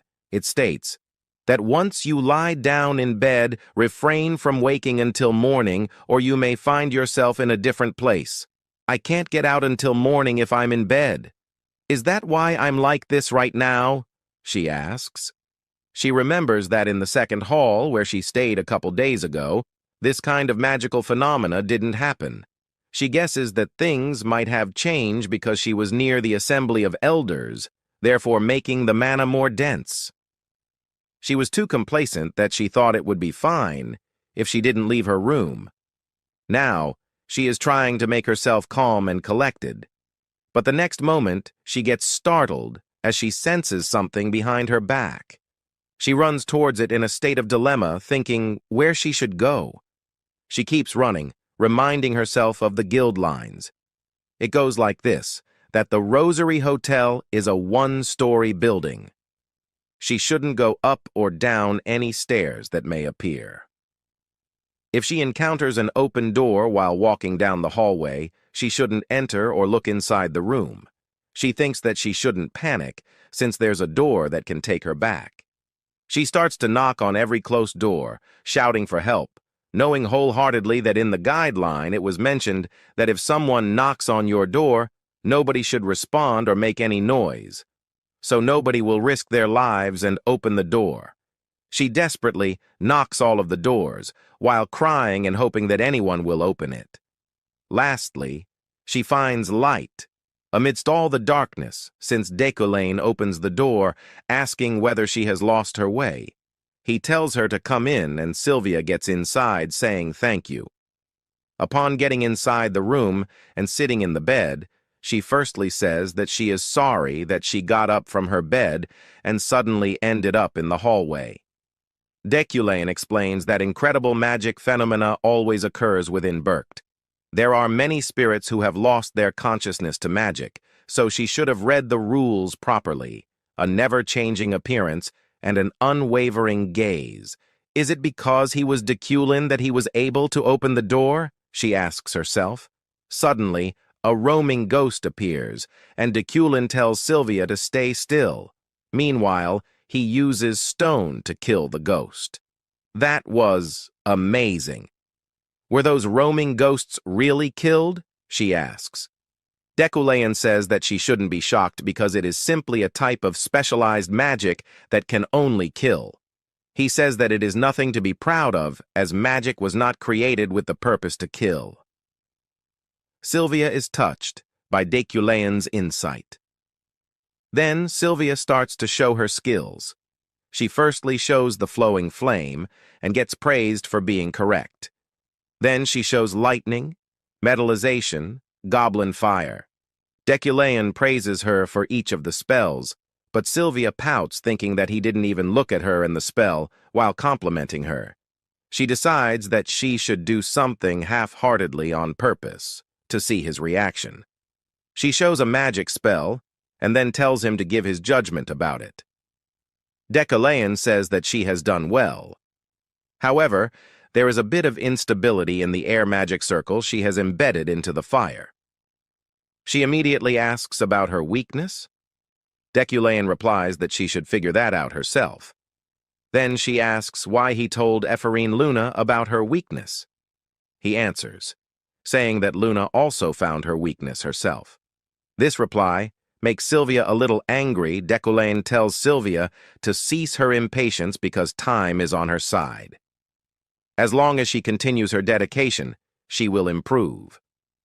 Moreover, he says that she can slowly work towards her goal, one step at a time, since she is one of 3 people who possesses such talent in this world. Oh my, such astounding talent. She is fated to become an archmage, so strong at such an age. She has a bright future. That's what she countlessly heard while growing up, insincere and stale compliments.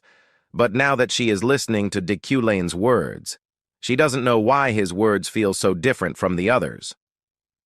After some time, Sylvia sleeps on Deculean's bed while he is still working. He senses an unknown energy coming from his window. He immediately goes outside to check, since his skill-wealthy magnate suddenly alerted him. He thinks that with the exception of the birched meeting, this mountain path is largely inaccessible, so he might just be able to get an item rarer than he thought he would. As he is walking, a roaming ghost follows him, and little by little it closes the distance between them. It tries to scare Deculean, but it doesn't work. Moreover, Deculean looks at it and asks, "Did he see an item possessing a lot of magic, perhaps?" The ghost speaks in a language unknown to all, and then runs away. What's up with him? Deculean wonders. Then he found what he was looking for. He was able to obtain material surpassing his expectations. A purified mana tree fragment. It is a fragment of a mana tree struck by lightning. This wood, naturally rich in mana, has been purified by the lightning strike, making it an excellent material. It is also known as special wood. Wujin thinks that after he came to this world, he trained and conducted research without rest, and he was in a slump because of Deculean's ordinary talent. He realizes that if he makes a wand out of this, he might just be able to grow his power faster. This is far greater of a gain than he thought. After that, the reopened meeting progressed with a strange atmosphere. Veyron is still firm and adamant with his opinion. He says that it's true. The fallen clan have the blood of demons flowing in them, so then isn't that enough to say they're demons? Deculean shouts, saying that Veyron's perception is ridiculous. If you add salt to water, do you call that water salt instead? He asks. The heated discussion between Deculean and Veyron made the many sorcerer attendees flustered. Meanwhile, everyone is doubting Deculean. They are saying Deculean is siding with the enemy.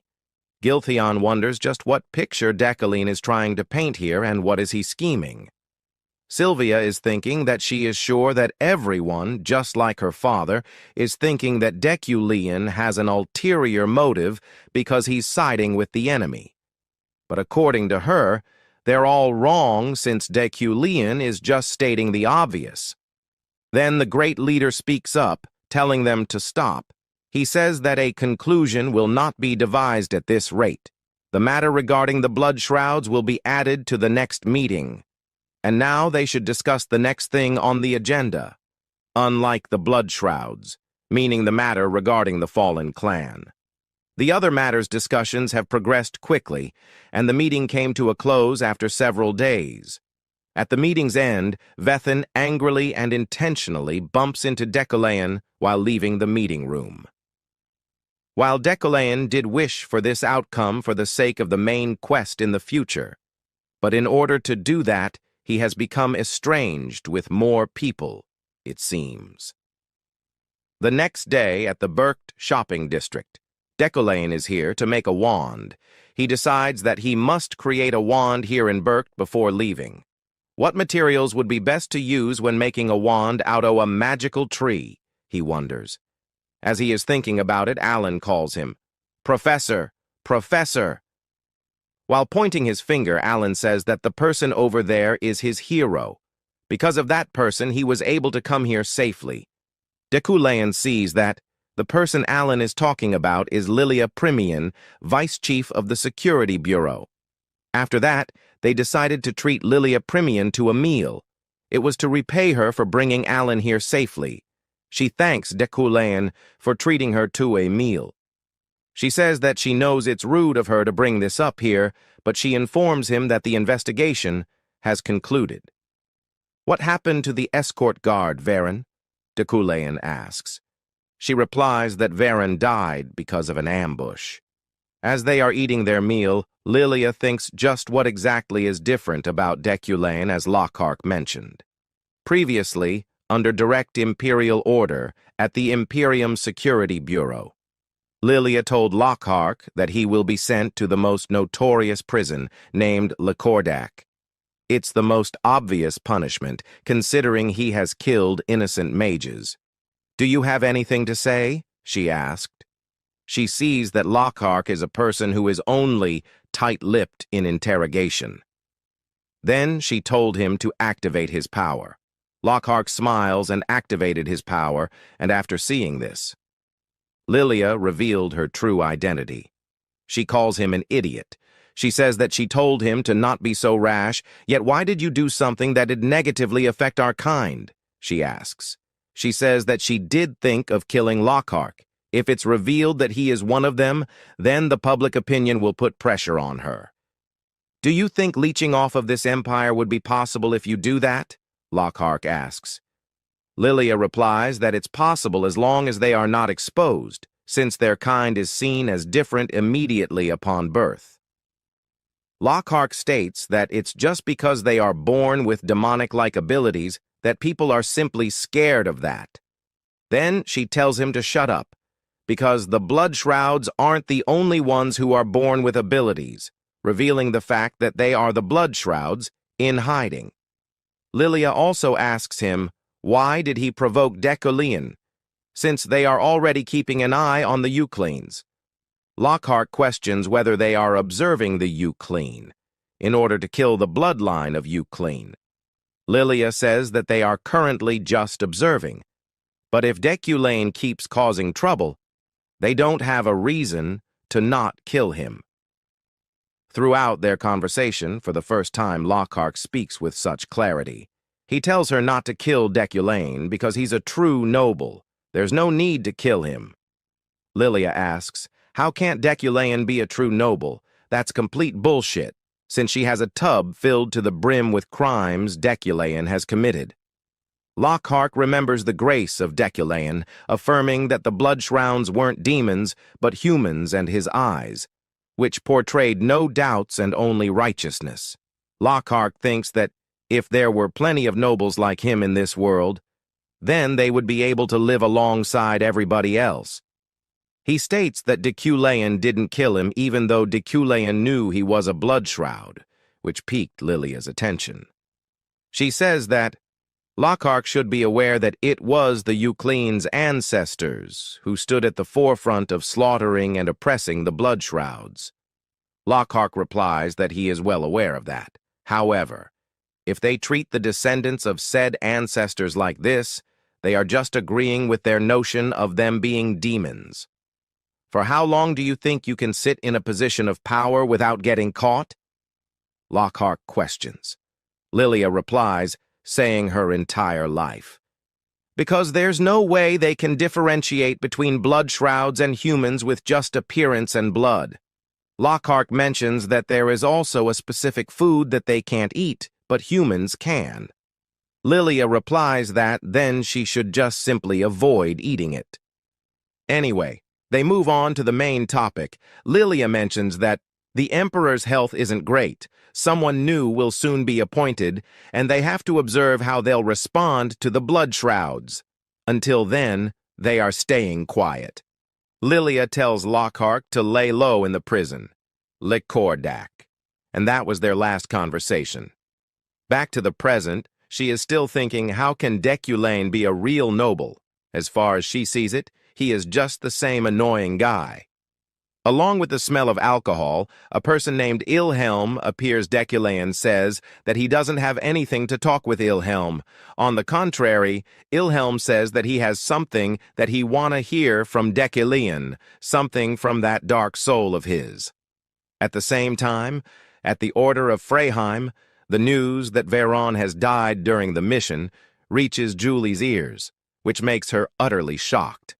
Regaining her composure, she tells the knight to get ready right away, since she is determined to get an explanation as soon as Deculean returns. At the cafe, Ilhelm, the current head of the Rewind family, says that Deculean really caught him off guard during the meeting. He can't wrap his head around it. He wonders why Deculean is doing this while being so cautious of another magic family. Just why? Are you siding with the blood shrouds, Deculean? He asks. This conversation really shocked Lilia, who is an actual blood shroud. Ilhelm states that Deculean said he wanted to annihilate them before, and even before that, he blabbered on about how lowly species shouldn't have the right to live. Furthermore, Deculean's paper condemning the blood shroud is still at the university. "Did you perhaps find a blood shroud slave to conduct research for you?" he asks, while leaning towards Deculean. Alan speaks up because he finds Ilhelm's words disrespectful and insulting. Deculean tells Alan to calm down. Now comes Deculean's counterattack. He says that he can understand Ilhelm's way of speaking since his brain is akin to rotten cheese, so that line of thought is obvious coming from him. Ilhelm is taken aback for a second, and he changes the topic slightly. He says that he heard there's 6 months left until the research presentation, or maybe it is 3 months. So he will see whether Deculean's words triumph after the research presentation. The fact that Deculean is being wary of everyone else and siding with the blood shrouds is hard to believe for Lilia. She thinks that maybe what Lockhart said was the truth.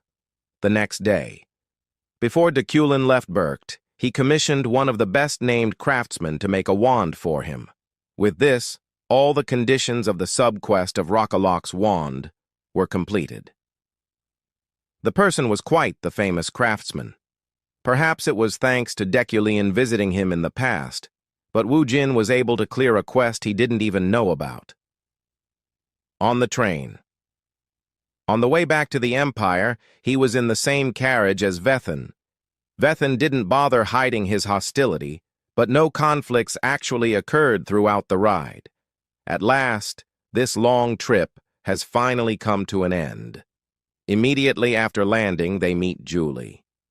Julie says that he heard that Deculean was ambushed, and she is glad to see that he is safe.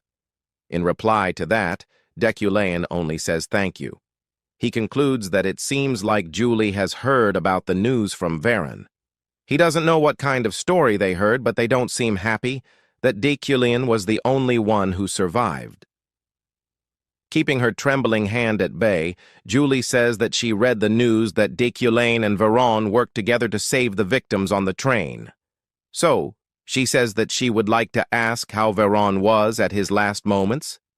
Deculean was going to tell her everything, that Veyron tried to kill him, and things ended up this way after they fought.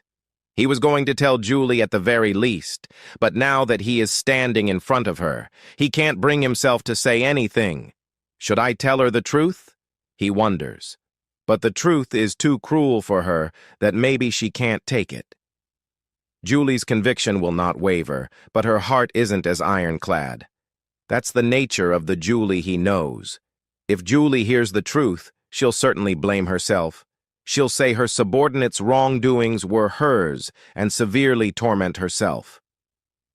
The right thing to do is to not tell the truth to Julie, even if he alone receives the ire of others. At that moment, an announcement is made that the 4th train is heading to the Empire. So, those who have tickets should proceed to board the train. Deculean says that it's difficult to say, but Veyron was emotional. After that, Julie takes her leave saying thank you. She mentions that now she is going to see Veyron. Wujin thinks that he is laughably the same since he can't get a grip over the feelings that Deculean had. At the same time, Sylvia arrives asking him why did he hold back instead of saying the truth. Hold back what exactly? Deculean asks. Sylvia doesn't say anything. She just hands Deculean a book, saying it's a gift, and leaves. Alan asks, what is this? But Deculean replies that he also doesn't know what this is. He thinks that everything's exhausting, even until the very end.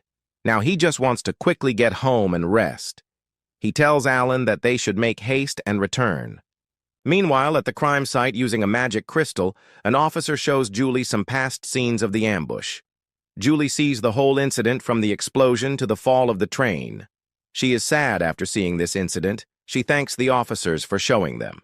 Julie then ways towards the cliff, while the rest of the squad members ask the officer for any keepsake and the information of the enemy behind this ambush.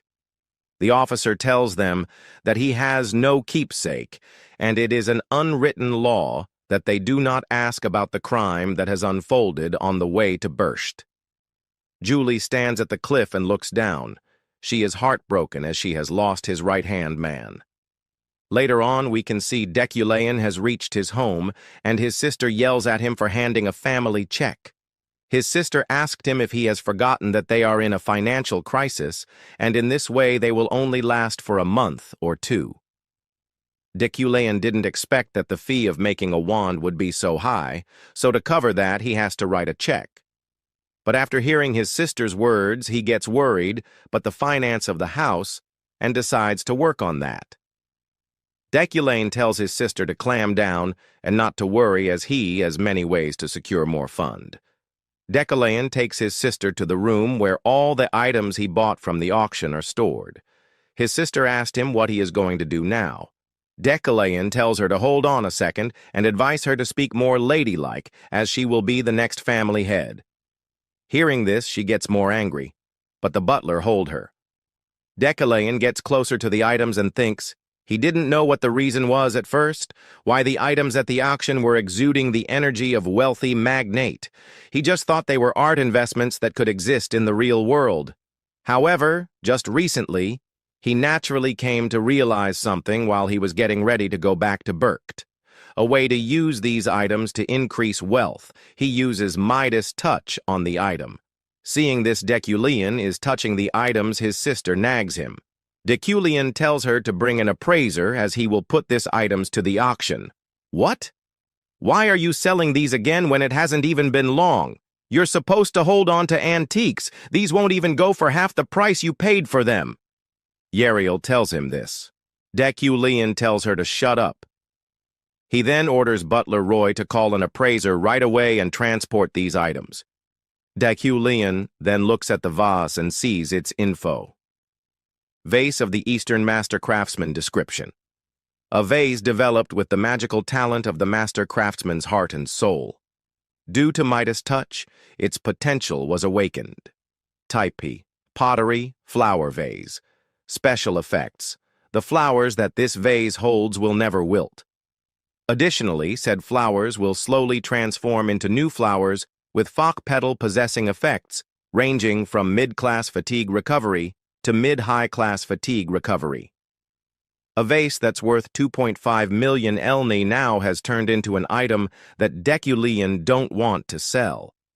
After that, the appraiser comes and starts to take the items for a appraisal. Yariel asked Deculean if he is really planning to bankrupt them. Deculean tells her not to worry, as they surely will make money. Saying this, he left for his work. University Magic Tower, Magic Exploration Club Room. Epherine Luna and her club members are playing cards. Her friends were shocked to see how Luna has won 3 times in a row, the childer, and enjoying their free time. To Luna, this feels like a dream. She come from a barren family, she didn't even go to the academy, and ever since she entered the tower, she has been constantly hated by others. It's not just the students either. Even the professors don't take kindly to her. There were a lot of incidents, but she didn't imagine that she will have friends and will be enjoying with them. As they are taking to each other at that time, Professors Relin and Beck enters the room. Professor Relin shouts at them and asks what this club is doing. Beck tells the professor that some low-class commoners are only taking up the space of the magic tower and doing pointless things. Seeing them, Luna gets that they are here to create problems as Professor Relin and Beck. The two of them keep on making an issue out of everything concerning commoners. Professor again shouts and asked, "What are they doing? We submitted a club creation plan and we were granted permission. We are an official club," Luna says.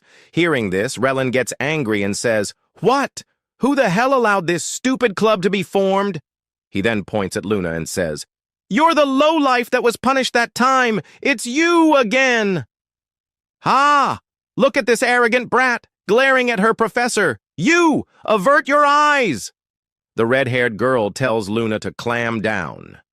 Beck laughs quietly, seeing this. Relin again asked who is the professor that approved for this club. As everyone stays quiet, Relin shouts at them. At that time, Professor Deculean comes and tells Relin and he is the one. Relin gets scared and looks at Deculean. Deculean gives an intimidating look and asks Relin if he has any complaint about the club. Deculean is really annoyed. He asked Relin why is he looking for him and what's the matter, and if he has to ask for his permission to permit for the establishment of a club. Deculean is in a bad mood, as he has come here after being scolded by his sister Yeriel, and after coming to work he has to hear complaints. Professor Relin gets scared seeing the angry face of Deculean. Senior Professor Deculean, "I see. That's not what I meant. Isn't this place too empty?" Relin says, as he wipes his sweat. Deculean asked what he is trying to say. "I meant, don't the mages of the Imperial University's magic tower need better equipment and furniture?" "Haha, I've lost my temper because it was so unfortunate," Relin tells this to Deculean. Relin also says that he will take responsibility and change it all to something better. Deculean gets that Relin is diverting his talk, however he plays along, and says that Relin is so quiet that he is willing to change this shabby place. Relin smiles and says that he will take care of this quickly. Deculean then looks at Beck and says, "Those akin to cockroaches will always act like them." He insults Beck saying this, and after that he takes his leave. Hearing this, Beck frowns at Deculean's back. Later the class started. Everyone in the class is excited as they are getting Professor Deculean's class after a long time. The students are talking about the birched train accident. Sylvia is there about she seems quite absent-minded. Deculean then tells everyone to keep quiet as the lecture will begin. He starts saying, "The first topic for today is pure elements and magic interference." Magic interference is the act of another mage interfering with another mage's magic. But before diving into the basics, Deculean wants to do practical. Alan is standing beside Deculean with a box full of mana stones. Deculean snaps his fingers, and all the mana stones starts to levitate in the air. He then places a mana stone in front of everyone's students, and says, "These mana stones that cost 3,000 elni each. I won't cast anything other than telekinesis, so try interfering with my magic and take it. You may keep what you take." Hearing this, Luna gets happy as she smells of money. She starts to shout in excitement, but her friend stops her. Deculean gets a bit annoyed. He then says, "While interfering with spells is important, blocking them is just as critical. While defending yourself against it is more advantageous. Give it a try." Listening. This everyone starts to work. As everyone is indulged in the work, Deculean is thinking that he was able to stop a train last time, but it hasn't been long since he has memorized beginner-level telekinesis. He has ought to use it more to familiarize himself with it. At the same time, he is also curious. Although they're debutantes, he wonder how his telekinesis will hold up against a 150 mages. And not to mention this place houses only the most talented of prospects. Sylvia and Luna are using all their magic to interfere with Deculean's telekinesis. Luna is smiling and she thanks Deculean for giving her this expensive mana stone. Sylvia is pouring her mana, and at the same time she looks at Luna and recalls Deculean told her that Luna taught herself. She is determined as she don't want to lose to anyone. After a while, some students risk their limit and starts to vomit blood. Seeing this, Alan praises Deculean and says that he is incredible. He is not faltering at all, despite there being 150 students, and they can't interfere with his magic whatsoever.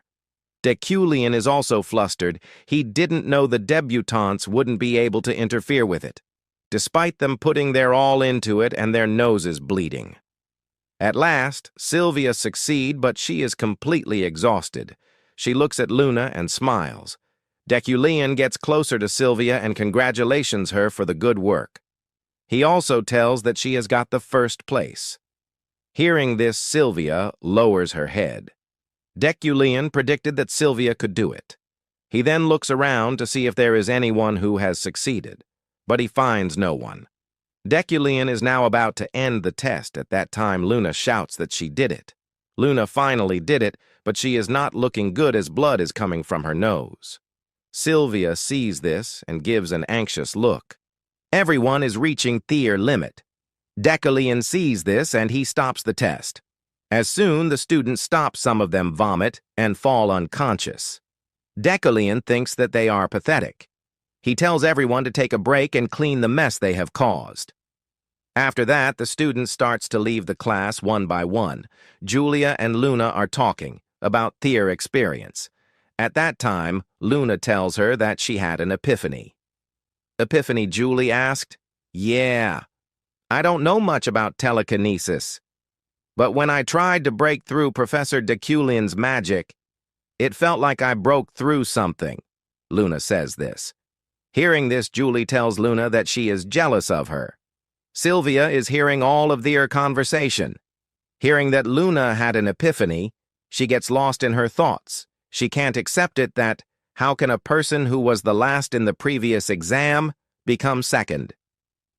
Sylvia then thinks that the rumor about Deculean teaching Luna personally is true. She then wonders that why Deculean lied to her, Luna taught herself. Sylvia is a bit jealous, and she wants to know what's to good about her. Later the class begins. Deculean now starts to explain them theoretical. He tells that although everyone tried their best to perform magic interference, however, there's an easier way to stop his telekinesis, and the two who passed might have got an idea about it, and that method is actual mana interference. Mana interference. Unlike the commonly known method, that consists of blocking the demonstrated magic, this method is about understanding the other's spell and disrupting the magic. However, the reason why this method isn't universally used is because it has a big limitation. Mana interference can only be used on magic that you yourself know, and it's not highly recommended. In most practical situations, barriers are used for defense or different magic is used to counter. However, no pain, no gain. You will all use this chance to understand mana interference properly. The crux of the technique of mana interference is to figure out the magic circle's central circuit. The central circuit is formed depending on the type of magic, destructive or supportive, and what element is being used. In other words, you need to figure out what central circuit your opponent is using and interfere with that. If you familiarize yourself with mana interference, it will be easier for you to perform magic interference. Deculean says all of this, and after that he starts to teach them how to figure out the central circuit of the majority of magic circles. First, looking at this magic circle called the Stormblade All, destructive type magic will always have a circuit that will combust from inside out. Next, support magic, and Deculean goes on and give lecture for the next 2 hours. All the students hear them attentively and take notes. After 2 hours, Deculean stops the lecture and says, although there's still a little more content to go through, but time is up. You guys wasted my time, so I'm sure there aren't any complaints. Go through the rest by yourself by thinking and understanding it. He further says, midterms are coming up. There will be an open practical before that, so make sure to remember what we learned today. It will be important. Saying this, Deculean left the room. The students were in awe. They starts to talk about Deculean, that how rude is he that he just left without finishing the whole lecture. Julie also says that how she is supposed to think about it herself. Luna also play along, but she is happy as she had an epiphany toady. At that time, Beck called Luna the rep of commoners. Julie gets annoyed and asked why is he starting shit again. She asked if he wants to pick a fight. Geez, it's because you guys are showing off too much when you're commoners. Luna, what the hell did you do to go from the bottom of the class to second? Beck asked. Luna acts that she don't care, and as she is about to speak, Beck says, even though you're someone who doesn't have a house or wealth, did you bribe him? Luna gets angry. She give a frown look and asked, what did he just say? What? It's true. Everyone knows that you're getting private lessons from Professor Deculean. Beck says this. Luna shouts and says that she has never done that. Then explain. You're a half-wit who didn't come from the academy. How did you improve so suddenly? Beck asked. Beck further insults her, saying that Professor Deculean wants to give her the Mana Stone as she has no home or parents. Hearing this, Luna gets furious and she is about to attack. Beck seeing this and he is ready to fight. At that time, Julia stops Luna and tells her to let it go, as if she caused a scene again, she will be punished severely. Luna gets it and holds back. She cheers up and thanks Julia for this. After that, the two of them gets out to eat something. Sylvia was sitting in the class and she witnessed the whole thing. Later, we can see Luna is waking around the campus and she is thinking of ways to deal with Beck. As she walks, she sees Sylvia standing in a corner. Seeing Luna, Sylvia stands in front of her and says that she wants to talk with her. Luna wonders what's up with Sylvia today. She tells her that if she is here to pick a fight, then her timing is awful. Are you being tutored by Deculean? Sylvia asks with a straight face. Hearing this makes Luna burst out of anger. She breathes fire as she speaks. She clears the misunderstanding that she and Deculean have the worst relationship possible, so she didn't get any tuition. Whatever. Sylvia changes the topic. She says that Deculean hasn't stepped foot into a lab in 3 years. Not once since Luna's father passed away. Luna agrees with it, saying, "Of course he hasn't. Deculean couldn't do a thing without her dad," praising her dad as a genius. Then you know that Deculean's been going to the lab every day for the past 3 months, yes? Sylvia asks. She informs that Deculean cleaned the lab, chose an assistant, and brought new magical tools. What do you think that means? She asks. Luna finds herself in a dilemma. She wonders whether is he going to extort her father's research again? But she also knows that Deculean isn't capable of continuing the research himself. Lastly, she bounces off the questions by saying that maybe Professor Deculean is trying to do something by himself and she doesn't know anything about him. Sylvia sighs as she got her answer from Luna's facial expressions. She brought this topic up since she thought that Epherine didn't know anything, and now that she has seen that Luna does know about it. There's no need to investigate further, and she leaves. Several days later, the day of the next lecture, many students are gathered in an unknown place which looks somewhat like a mid-size arena. Julia asks, what practical is it for them to be in a place like this? While Beck intentionally bumps into her and walks forward while she was talking. At that moment, Deculean arrives and tells them to stay silent since the lecture has begun. He says that, as he has mentioned before, today is the last practical before their midterms. He reveals that today's lecture will be a public practical. Deculean explains that in front of these people, all the students will demonstrate magic combat. Using whatever magic they can manifest, they will fight each other, and at least 3 forms of pure elemental magic must be utilized. Whether they win or lose will not matter. He includes that he will instead focus on the fight itself. He will observe and write down their strengths and weaknesses. He hopes that all of them will use that as the foundation to improve. Moreover, he mentions that Professor Relin will carefully supervise all of them to avoid injury, so restrictions will not be placed. With this, he starts the battle, calling the first person named Eurozan at front and tells him to choose him opponent who he wishes to battle, and just like that, the first match begins. The magic matches progressed smoothly. At first, the students were awkward due to their unfamiliarity around battles, but they were able to focus and use their magic. Currently, Sylvia takes the win. Meanwhile, seeing the defeat of a commoner, Beck taunts Luna, saying that another commoner lost.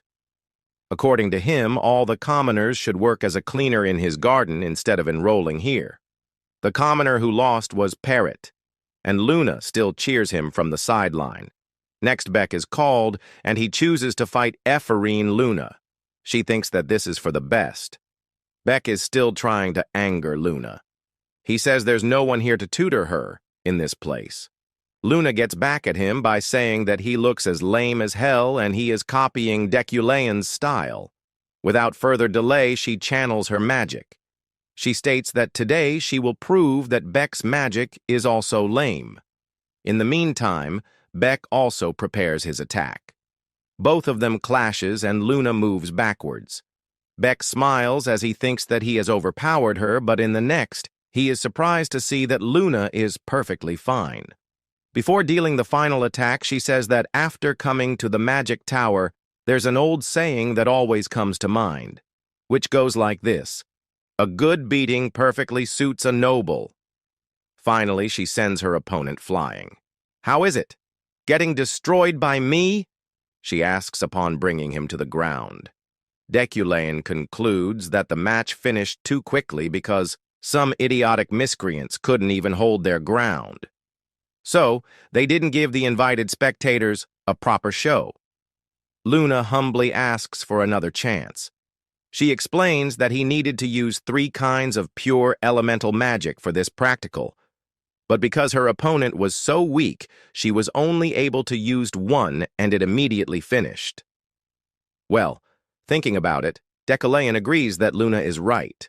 She wasn't able to receive a full evaluation because of her opponent. It's illogical to end things like this. So he grants her the permission to choose anyone as her opponent, but the thing that happened next wasn't expected. She points at the professor. She confidently says that she wants to fight Professor Deculean. "What nonsense are you spouting?" Professor Relin shouts. As expected from Luna's perspective, everyone's freaking out. She figured they'd react this way, but she treats this as an opportunity, a chance to finally face Deculean in battle. If she can just seize that chance, she doesn't mind being treated like a lunatic for a moment. Deculean smirks while Relin freaks out. Deculean tells Relin to calm down and permits the duel. He explains that he said anyone here could be chosen, and he never specified a restriction. Therefore, he will be her opponent. But it wouldn't be fair for a professor to duel a debutante without any handicap. So he will not attack her first. And if she manages to make him move even slightly here, that would mark her win. They both stand in front of each other, with Luna's heart pounding like crazy. Well, it's because the thing she wished for so desperately, a duel with Deculean, is finally coming true. Deculean tells her to start the attack and she prepares an attack. Luna thinks that Deculean is someone whose power gap she usually feels clearly, so of course she doesn't think she can do anything to him now. She knows full well this duel itself is reckless, but she wanted to measure it while she had the chance. She is determined that she will one day definitely defeat Deculean with her own strength and close the gap between them. She enhances her power and uses 2 elements simultaneously. Surprisingly, she isn't done yet. She has another element in her arsenal named Earth Deculean. Finally, she realizes a powerful attack, mixing all the elements together. Everyone is astonished to see the growth of Luna, but Deculean didn't even flinch. She tries to create another spell, and she feels the mana interference. Without any delay, she again attacks. Deculean informs that her magic has a habit. The bigger the spell motion, the more that habit stands out. Unfortunately, she again feels the mana interference, and as she goes to try the next spell, her spell won't activate.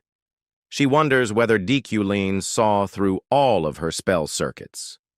Deculean says that she won't be able to cast magic in front of him.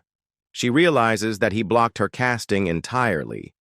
But she doesn't accept defeat and starts to run towards Deculean, saying that the magic battle isn't over.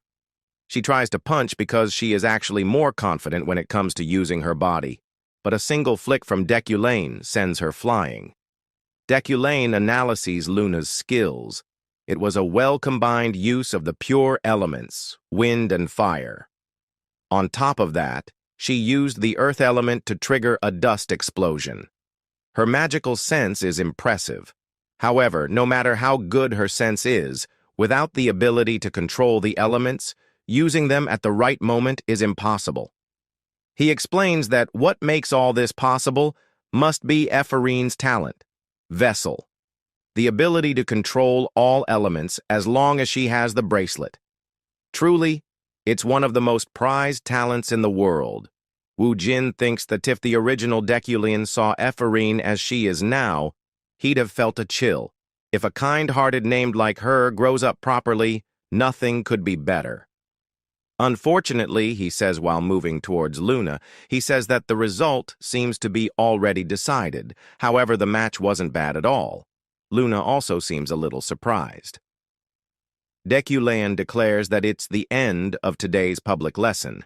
He tells the debutantes to focus on preparing for the midterms during the remaining period and walks away. Everyone starts to praise Epherine Luna, commoners and nobles alike, while Beck is humiliated. Luna's smile shows a sense of relief, since finally she got recognized. Lastly, her friend comes to pick her up. Traveling through the sea, Ganesha and her crew reaches a place. She greets two people named Leo and Carlos as they come running towards her. Then she greets another person whom she calls Ria. "Didn't you miss me until now?" she asks. Ria, in fact, her actual name is Yuria. She is a girl from Dadohai possessed by Yu-Ah-Ra, who was Kim Wujin's ex-girlfriend in the real world. She says that she also missed Ganesha a little. Previously, on Earth, Yu-Ah-Ra saw a blinding light. That brilliant radiance swallowed her whole, as if erasing her, and soon all sound in the world disappeared. When she opened her eyes again, the world she belonged to had completely changed. She saw familiar faces. The characters and stories she stayed up all night making with her teammates were right in front of her. In front of her stood Ganesha and the Red Garnet Adventurer Party and the warmth of this place, the scent of sea breeze. If this really is inside the game, then based on the setting, she realizes that she has become a character named Yuria. And just like that, inside the game she was making, he became Yuria. That person she is seeing with her eyes right now is Ganesha, the greatest adventurer in the world, and if she wants to survive for now, staying close to her is her best bet. Yuria is determined that she will survive no matter what and find a way to return to her original world. At the Deculean mansion, Deculean finally gets the staff which he wanted. He looks at the traits which are exceptional and awesome, and this is only 9 million eln. He thought it was expensive at first, but now he sees it's worth far more. It's practically an artifact in beauty and performance. At that time, the butler Roy calls Deculean for dinner. After sitting at the table, he sees that today's dinner items are rather expensive and exquisite. Yariel says that it's a moral-boosting meal. "Remember those antiques we sold off per your suggestion?" Roy asks, as he explains that the response of those items were excellent. The moment they listed the items, bidders flooded in to the point the auction itself was disrupted. Lady Yariel and he felt like they were dreaming on the spot. He informs that they earned enough not just to cover the deficit, but to run the clan worry-free for several years. So this meal is Lady Yariel's way of showing her thanks. Deculean delivers a compliment saying that the food is delicious. Moreover, he tells that Yariel that the way she has hold her knife is wrong. A little later, at Deculean's office, Wujin blames the original Deculean for being pathetic. The upcoming midterm exams. He is working hard to create the questions for the midterm. To find inspiration for the questions, he has gathered the old exam questions Deculean once made. He angrily says that every single one was just designed to trample debutantes. According to Wujin, while making the questions, Deculean must be thinking that he is the noble Deculean, a magnificent mage, so people should taste his test and despair. All that came through in those questions was Deculean's arrogance, nothing else. He sighs as he says that even the test questions reveal such a trashy personality. Wujin concludes that Deculean probably believed that test difficulty was proof of his superiority. That's why such absurd questions were created. But he decides not to be like that. He wants to create good questions whose the solution process would be tough and difficult, but once solved it will naturally evoke admiration, and all of it will lead to a magician's enlightenment. Every small act he does as a professor might become nourishment for good mages to grow. Then his eyes fall on the last box. Maybe there's a clue in there, he thinks. Upon taking the paper in hand, he can immediately feel that it's different.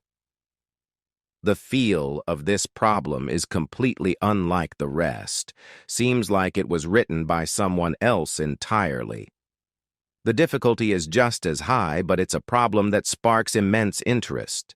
He perceives that if one fully understands this problem through comprehension and infuses the answer into a magic exam paper, he repeats that if someone solved the problem correctly and infused the right answer with mana, it reveals a picture as the result. Each color represents an element, and the harmony of it all in the answer inspires awe. He states that it's truly the perfect fit for a subject titled Understanding Pure Elemental Magic. A stirring, instinctive jealousy swells in his chest. He thinks that Deculean must also be aware of how refined this problem is, the beauty of this problem, something he could never create with his own talent. But who is this woman in front of me? He wonders. At the same moment, the chairwoman of the tower sees the letter from Berkt's Grand Elder, Drizekdan. It states that the issue regarding the red track will be tabled until the next meeting. The result of the red track discussion ending like this, she says that it's interesting. She also says that it's apparently due to Professor Deculean's strong opposition to suppression. She finds Deculean's behavior strange, along with all the professors who have gathered here. Adrienne, chairwoman of the Imperial University Magic Tower. As the most promising Archmage candidate, she possesses tremendous magical power, but her personality is surprisingly light and playful. She loves to eavesdrop when she hears any interesting story. Her curiosity about the world and love for gossip actually relate to the secret of her birth. In truth, she's half fairy, which is why she has such a personality. And of course, it's also the source of her immense magical power. Even someone like her, though reluctant, waits for a day like this, a day just like today. Once a month, the professors gather to pay respects to the chairwoman. As always, if someone's absent, it's Deculean. That's what he says. But this time, a single comment slips out in his absence. A professor says that Lord Luina will be attending this mage conference. Luina is the one who once competed with Professor Deculean for the chief professor position, the one who resigned voluntarily due to Deculean's scheme. Adrienne thought they were back in the kingdom now. Lord Luina? Why now? Are they coming back to the Empire? She asks. The professor replies that if a position's secured, they'd return in a heartbeat. He also says that if that happens, it would be a huge gain for their magic tower. Lord Luina accomplished so much in the kingdom after all, compared to Deculean, who defends the red track. Furthermore, he says that he doesn't mean that their current chief professor Deculean is bad or anything. After hearing it, Adrienne says that if Luina returns, she will give it some thought. Lastly, she finished the meeting and tells all of the professors who haven't submitted their question papers to hurry up. After their departure, she drinks coffee while saying that Deculean's been acting strange lately, and that exam problem. Professor Deculean submitted, "It's too well made to believe he made it himself." She perceives that someone else must have written it. So she wonders whether she will mess with him a little bit. And if Luina, who is Deculean's sworn enemy, really shows up, just saying it is giving her the chills and excitement. She says that it will be fun. A few days later, at the midterm exam day for Understanding Pure Elemental Magic, Alan is trying to calm down the students by saying that it's not a normal format, so he totally get why all the students are confused. But he firmly ensures that it is exactly as stated. He explains that the midterm for Understanding Pure Elemental Magic will run for 10 days. The deadline is Sunday at midnight when the Magic Tower ends its academic schedule. Each student will take the exam in their assigned private room. Of course, they will be allowed to take other exams in between. They can also eat and sleep during that time. However, removing the test paper from the room is strictly forbidden. Lastly, as mentioned, this exam will be an open book exam. An open book test. For 10 days? Just how hard is this exam supposed to be? Julia speaks. Luna says that even the final test is annoyingly thorough, typical Deculean, since all the weird talk was left to the assistant professor. And he didn't even show up himself. Alan speaks on behalf of Deculean. He says that the professor exactly said this. If you get a perfect score, I'll write you a letter of recommendation under the chief professor's name. These words quickly inspired the students to at least give the exam. Mage ranks start from 1st class, Eternal, Archmage, and go down to 11th class, Debutante, but advancing isn't easy. It's not something they rise through just by attending classes and passing time. Each rank requires a promotion test, and passing that test is no easy feat. But what if they have a recommendation from Deculean, a monarch class, 4th rank mage? It's practically a guaranteed promotion. A wild card. While many were motivated, Luna's motivation for the exam takes a hit, since she doesn't want a recommendation from Deculean and doesn't want to be associated with him. But suddenly she thinks and imagines, what if she actually gets a perfect score and receive Deculean's recommendation? She can go on top with her talent and make Deculean grovel under her feet. That would feel so good. Instantly, she decides to get a perfect score and starts to laugh maniacally. After some days, it's day 4 since the exam started, and Epherine Luna has hit the wall. She completed the first question in 1 hour, then the next in 4 hours, then the next in 10 hours, and the difficulty just increases as she goes to the next questions. But she admires it, since these problems are absolutely brilliant. The solving process is pure suffering, but reaching the solution gives them a kind of enlightenment they have never felt before. Did Deculean really write these problems? She thinks. She states that the joy of discovery makes it impossible to stop even in agony. She is determined to get the recommendation, but she doesn't have a clue of how to solve this question in hand. She realizes that she needs some fresh air because holding on to this too long is making it worse. Meanwhile, Sylvia is already taking a break because the last question she solved took her 30 hours. She thinks that she still wants to get a perfect score, not for grades or some recommendation, but for herself. She also thinks that every problem is so beautiful. Each one is a key that leads to a unique realization. If she can solve all the way to the final question, she knows for a fact she will grow a level as a mage. At that time, Luna greets her. Since they are rivals, both of them at the same time thought and asked how far the other has gotten. Sylvia says that she is on question number 8, while it surprises Luna to the core. She says that she got stuck on question number 7. What? Luna is only one problem behind me? Is she lying right now? Sylvia thinks and decides to go back to solving the questions. While the exam was in full swing at the tower, Deculean sensed that a great upheaval was approaching. As he reads about Emperor Krebaim, who is currently in critical condition. Emperor Krebaim was known as gentle and mild-mannered, hence why he always sought out balance between divine and imperial power. He also did not enforce hostile policies against the blood shrouds. The problem is the new king who was crowned after his death. Sophian Yekatera August von Gibrain is the current king. He is this world's most important figure and the most problematic. Deculean grasped that this world will go through a major change soon. The scene shifts, and we can see this is the last day of exam. During this period, there was a large number of students who dropped out of Deculean's marathon exam. However, the distinction between the lower and higher ranks was clear. Disregarding grades, all the students bragged about having done this exam as if it was a medal.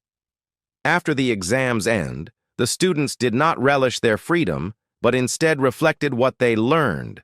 This was unusual and grabbed everyone's attention, and even the Magic Tower's professors wanted to take a look at the rumored exam question.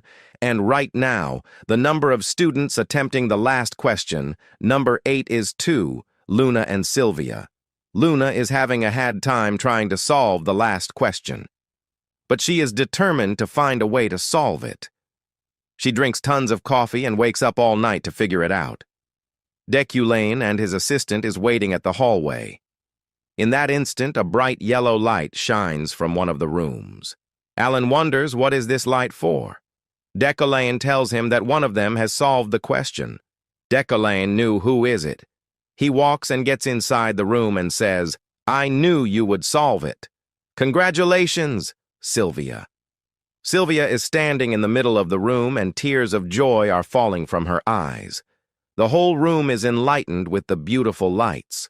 Bright colors which are filled with magic elements. Even from the cool blue colors you can feel warmth, and under the stars that shine with hope within the darkness, are hot and cold while being dazzling but sharp. It's a true masterpiece. Even though Deculean was the one who made these questions, he wasn't able to manifest this beauty due to his own limits. Kim Wujin can be found within this question. He dreamt of becoming an artist, however lacked talent.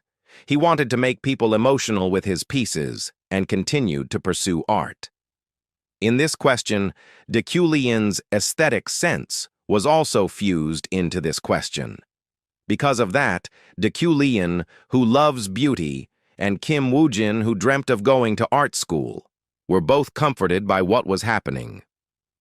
Deculean tells Sylvia that she has done well and thanks her before leaving the room. Sylvia also wants to thank Deculean. Sylvia stares at the magic and thinks of the pressure she has been getting to become an archmage. But now she feels relief and thinks that magic in itself is plenty beautiful. Later, Alan gets in Luna's room and tells her that time is up. Luna puts up a smile and says what a shame. Alan gets closer and says, "You did very well, Luna." Even until the very end, there were 2 people attempted this question. Hearing this, Luna asked about Sylvia. Alan shakes his head and sighs that Sylvia solved it all. Hearing this, Luna thinks that she is monster, and she is jealous of her. While solving the questions, Luna has realized that the thought of Deculean recommendation vanished from her head. The only thing that remained was her inquisitiveness as a mage and the desire for knowledge. Luna is a bit sad as she wanted to answer everything too. She then stands up, says that even though the exam is over, she will still solve this question. She looks at Alan and smiles. Alan smiles back and tells her that he will be cheering for her. Later at night, Luna is waking towards her room. She is too tired to walk. She thinks that she would have felt better if she had answered all the questions. However, she feels sad thinking that after a tough exam, the only thing that is waiting for her is a door marred with graffiti and a cold bed. As she is walking, her friends come to her and cheers her up. This made Luna cry. So to lighten the mood, her friends crack some jokes and tells that they will have dinner outside today. A few days later, Luna is able to create the test magic. She is mesmerized to see the beauty of the magic. Tears of happiness comes in her eyes. At that time, her friend Julie knocks on the door. The 2 of them gets out and sits in a cafe. While enjoying the tea, the 2 of them talk about the exam. Julie then asked Luna if she has heard the news. Luna asked, "What news?" Julie says about Professor Deculean. Apparently there's a huge stir because of his exam questions. "What do you mean?" Luna asked. "Well, they say Professor Deculean even got summoned somewhere." "To the floating island of all places," Julie replies. "The floating island, a floating island suspended eternally 1,500 meters above ground. It's the pinnacle of magical engineering and a community of mages. There's a saying that all knowledge and magic of the world is there. It's a place of innovation and also an autonomous district beyond the reach of ground systems. Naturally, eccentric people obsessed with magic and knowledge gather there. Some mages highly praised Deculean's exam paper, and soon it became the hottest topic on the floating island. And so, Deculean was invited to the floating island to give a special lecture. Explaining the exam questions. Deculean didn't accept the exam question to get so famous. For this situation, he gets an event quest, which is to give lecture at the floating island. UOPN completing Deculean's mana capacity will increase by 30. Deculean is happy to see this quest. It's a win-win situation for him. As for the lecture, he is being paid about 1 billion won in foreign currency. Deculean is about to give his lecture at the floating island. Many professors are present there. He starts with his introduction and tells everyone that today's lecture topic is the midterm exam of the university tower, and it will run for 2 hours. Before going to the question, Deculean gives a description about the pure elements. The chairwoman is also there. There is a lady sitting beside her. She is excited and asks the lady if she has seen the exam paper. The lady's name is Rowena von Schlott McQueen. For some reason, she seems hostile towards Deculean. She tells that it's plagiarism. There's no way Deculean wrote such a brilliant question himself. However, the lecture proceeded smoothly. Before diving into the questions, Deculean first used content from previous tower lectures to aid comprehension, and the attendees were focused on the novel and systematic explanations. As Deculean is explaining the 6th question, the Chancellor raises her hand and says, "If we go by what you said, Professor, if we distinguish between pure element and type, how should we combine the elements in question? 6 for the best destruction type magic." Deculean now notices the Chancellor and draws a circle to answer her question. He tells her that she just needs to add a core circuit in a linear form like this. The Chancellor gets amazed by seeing the demonstration of Deculean. Adrine's barrage of questions continued after that, but Deculean answered each one smoothly thanks to his understanding. However, thanks to the glares of many mages who found her questions disruptive, Adrine eventually quieted down. Only 10 minutes are left for the end of the lecture. As Deculean is about to move on, Professor Rowena raises her hand and asked, Deculean, did he personally come up with question 8?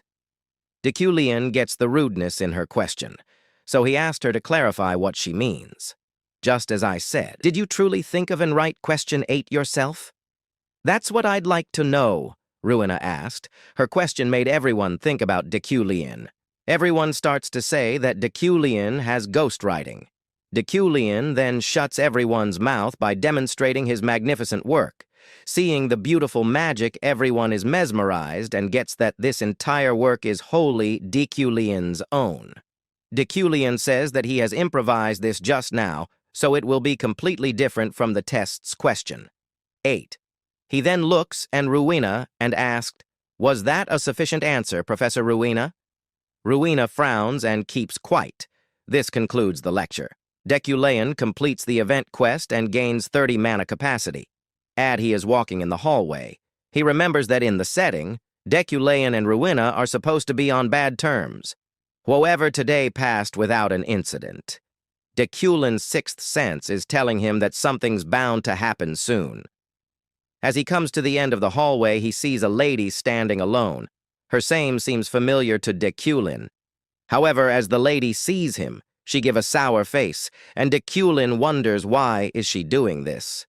After giving some thought, he remembers that she may be one of Deculean's college classmates named Charlotte. So he greets her, but Charlotte gets annoyed as she says that they are not close enough to greet each other like that.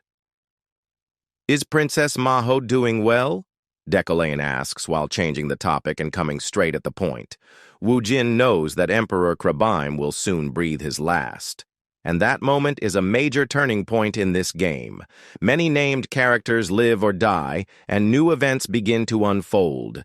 And the named character who must absolutely survive then is Maho. She's one of the characters he helped model, and from the mid-game, she becomes a key force for good in the main quest. She's second in line to the Duchy of Urin, and third in line to the Kingdom of Ryok, making her bloodline politically complex. A tragic princess who is surrounded by bloodshed wherever she goes. Currently, she's staying in the Empire under the pretense of studying abroad, but once the Emperor dies, she will leave the Empire and fall into danger. Back to the present, Charlotte blames Deculean for still being good at provoking harsh words, even after all this time. Deculean, ignoring Charlotte's words, gives her a crystal, while saying that he is just offering a lifeline to an old classmate who chose a death trap. After some time, Charlotte sees that it's a communication crystal. Previously, when their conversation was still going on, Deculean told her that if she makes up her mind and contacts him, he will help her. After hearing it, Charlotte burst out of anger, saying that she will never seek help from someone like Deculean. On the other hand, Deculean replies that there is no time, and Charlotte knows it too that she will soon need his help.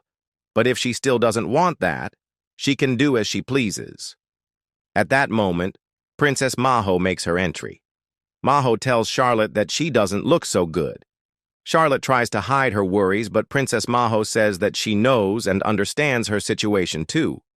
So she tells Charlotte not to bear it alone, because she knows that soon her brother's retainers will come either to use her or to get rid of her, all because of succession rights.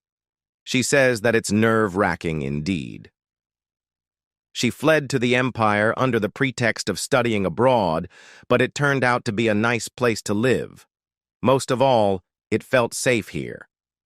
But the next emperor won't leave chaos to fester, so he must leave quickly. She shows a suitcase and tells Charlotte that here is all the money she has saved until now. Huh? But why are you showing me this? Charlotte asks. Maho replies that she knows that Charlotte doesn't have enough money to hire escort mercenaries for the return journey. Charlotte tries to refuse the money by saying that she will manage somehow, but Princess Maho again tells her not to carry all the burden by herself. Moreover, she says that it's for everyone, so it's not a waste at all. Lastly, Charlotte had to accept it, while they were having a conversation. Outside the window, Charlotte notices a mysterious man sneaking in or out of the place. So, she shouts from the window and the man starts escaping. At that moment, she realizes that the situation is more serious than she originally thought, and without any help, she will lose everything. At the Deculean mansion, Yariel, Deculean's sister, tells him that he is reading books a lot these days. It seems that she is curious about many things as she asks questions after questions. She also asks about the lecture on the floating island. She says that she heard Deculean also got paid for it. Deculean answers, telling her not to expect any money from him. Yariel gets flustered while saying that she wasn't thinking about that. Yariel informs that an official letter came. The Academy's debutantes want to hold the MT at their estate, Hidakine. Deculean says no. Yariel tells him to at least give it a thought. Deculean says that MTS are unsanitary, so he absolutely won't allow it. Yariel still tries to convince him, but Deculean tells her to go, and now with a serious face as if he wants her to go away for a second. Yariel flinches for a moment and leaves the place. After her departure, Deculean starts talking with his communication crystal. "Speak, my old classmate," he says. Charlotte asks for his help. Deculean replies, saying very well. "Then, will you follow my plan?" he asks. He explains that there's only one escape route for Princess Manon. It seems like a very dangerous path, but that's exactly why it's actually the safest. "Where is it?" Charlotte inquires. Deculean says that it's the crevasse ravine. Charlotte gets angry without thinking straight, because the crevasse ravine is a treacherous land, overflowing with miasma, a harmful thing. Deculean firmly says that he doesn't believe a person could escape death by taking a normal path. He asks Charlotte to trust him because he will make sure that they cross the crevasse ravine. The crevasse. Ravine is a perilous land. Its miasma so dense it's almost a demon's lair. Some even say demons appear there from time to time. It belongs to no nation, and that's Princess Maho's only escape route according to Deculean. Charlotte replies, saying that it's not like she hadn't considered such geographical advantages. But Deculean says that when she considered it, she definitely didn't assume that a Deculean will be involved. Deculean again reassures her by saying that he will personally guide them. After hearing it, Charlotte gets suspicious, so she asks Deculean, why is he going this far, since their trip won't exactly benefit him? I'm a very political man, Charlotte, and in intelligence and insight I far surpass you. Deculean speaks with confidence. Additionally, he says that he only wishes for Princess to live because it will benefit his family and territory. This is business, not goodwill. So, he tells her not to overthink it. Lastly, he tells her to come at the crevasse entrance 3 days later, and if she can't even make it there, they are not worth saving. Then, Charlotte agrees to it, saying that she hopes his skills are as much reliable as his big mouth. 3 days later, they arrive at Hidakon. Hidakon is the capital of Deculean territory, a tourist city full of entertainment and great food. It was modeled after carefully selected cities known for being great to live in even in the real world. That's why, despite repeated requests to host MTS here, Deculean always refused until now. He decided to change his decision this time because Hidakon is close to the Crevasse Ravine, the meeting point, only 3 to 4 hours away by horseback. So he can just slip away naturally when the time is right. Where will the debutantes be staying? He asks. Yariel replies that she reserved an entire floor of the Hidakon Romance Hotel.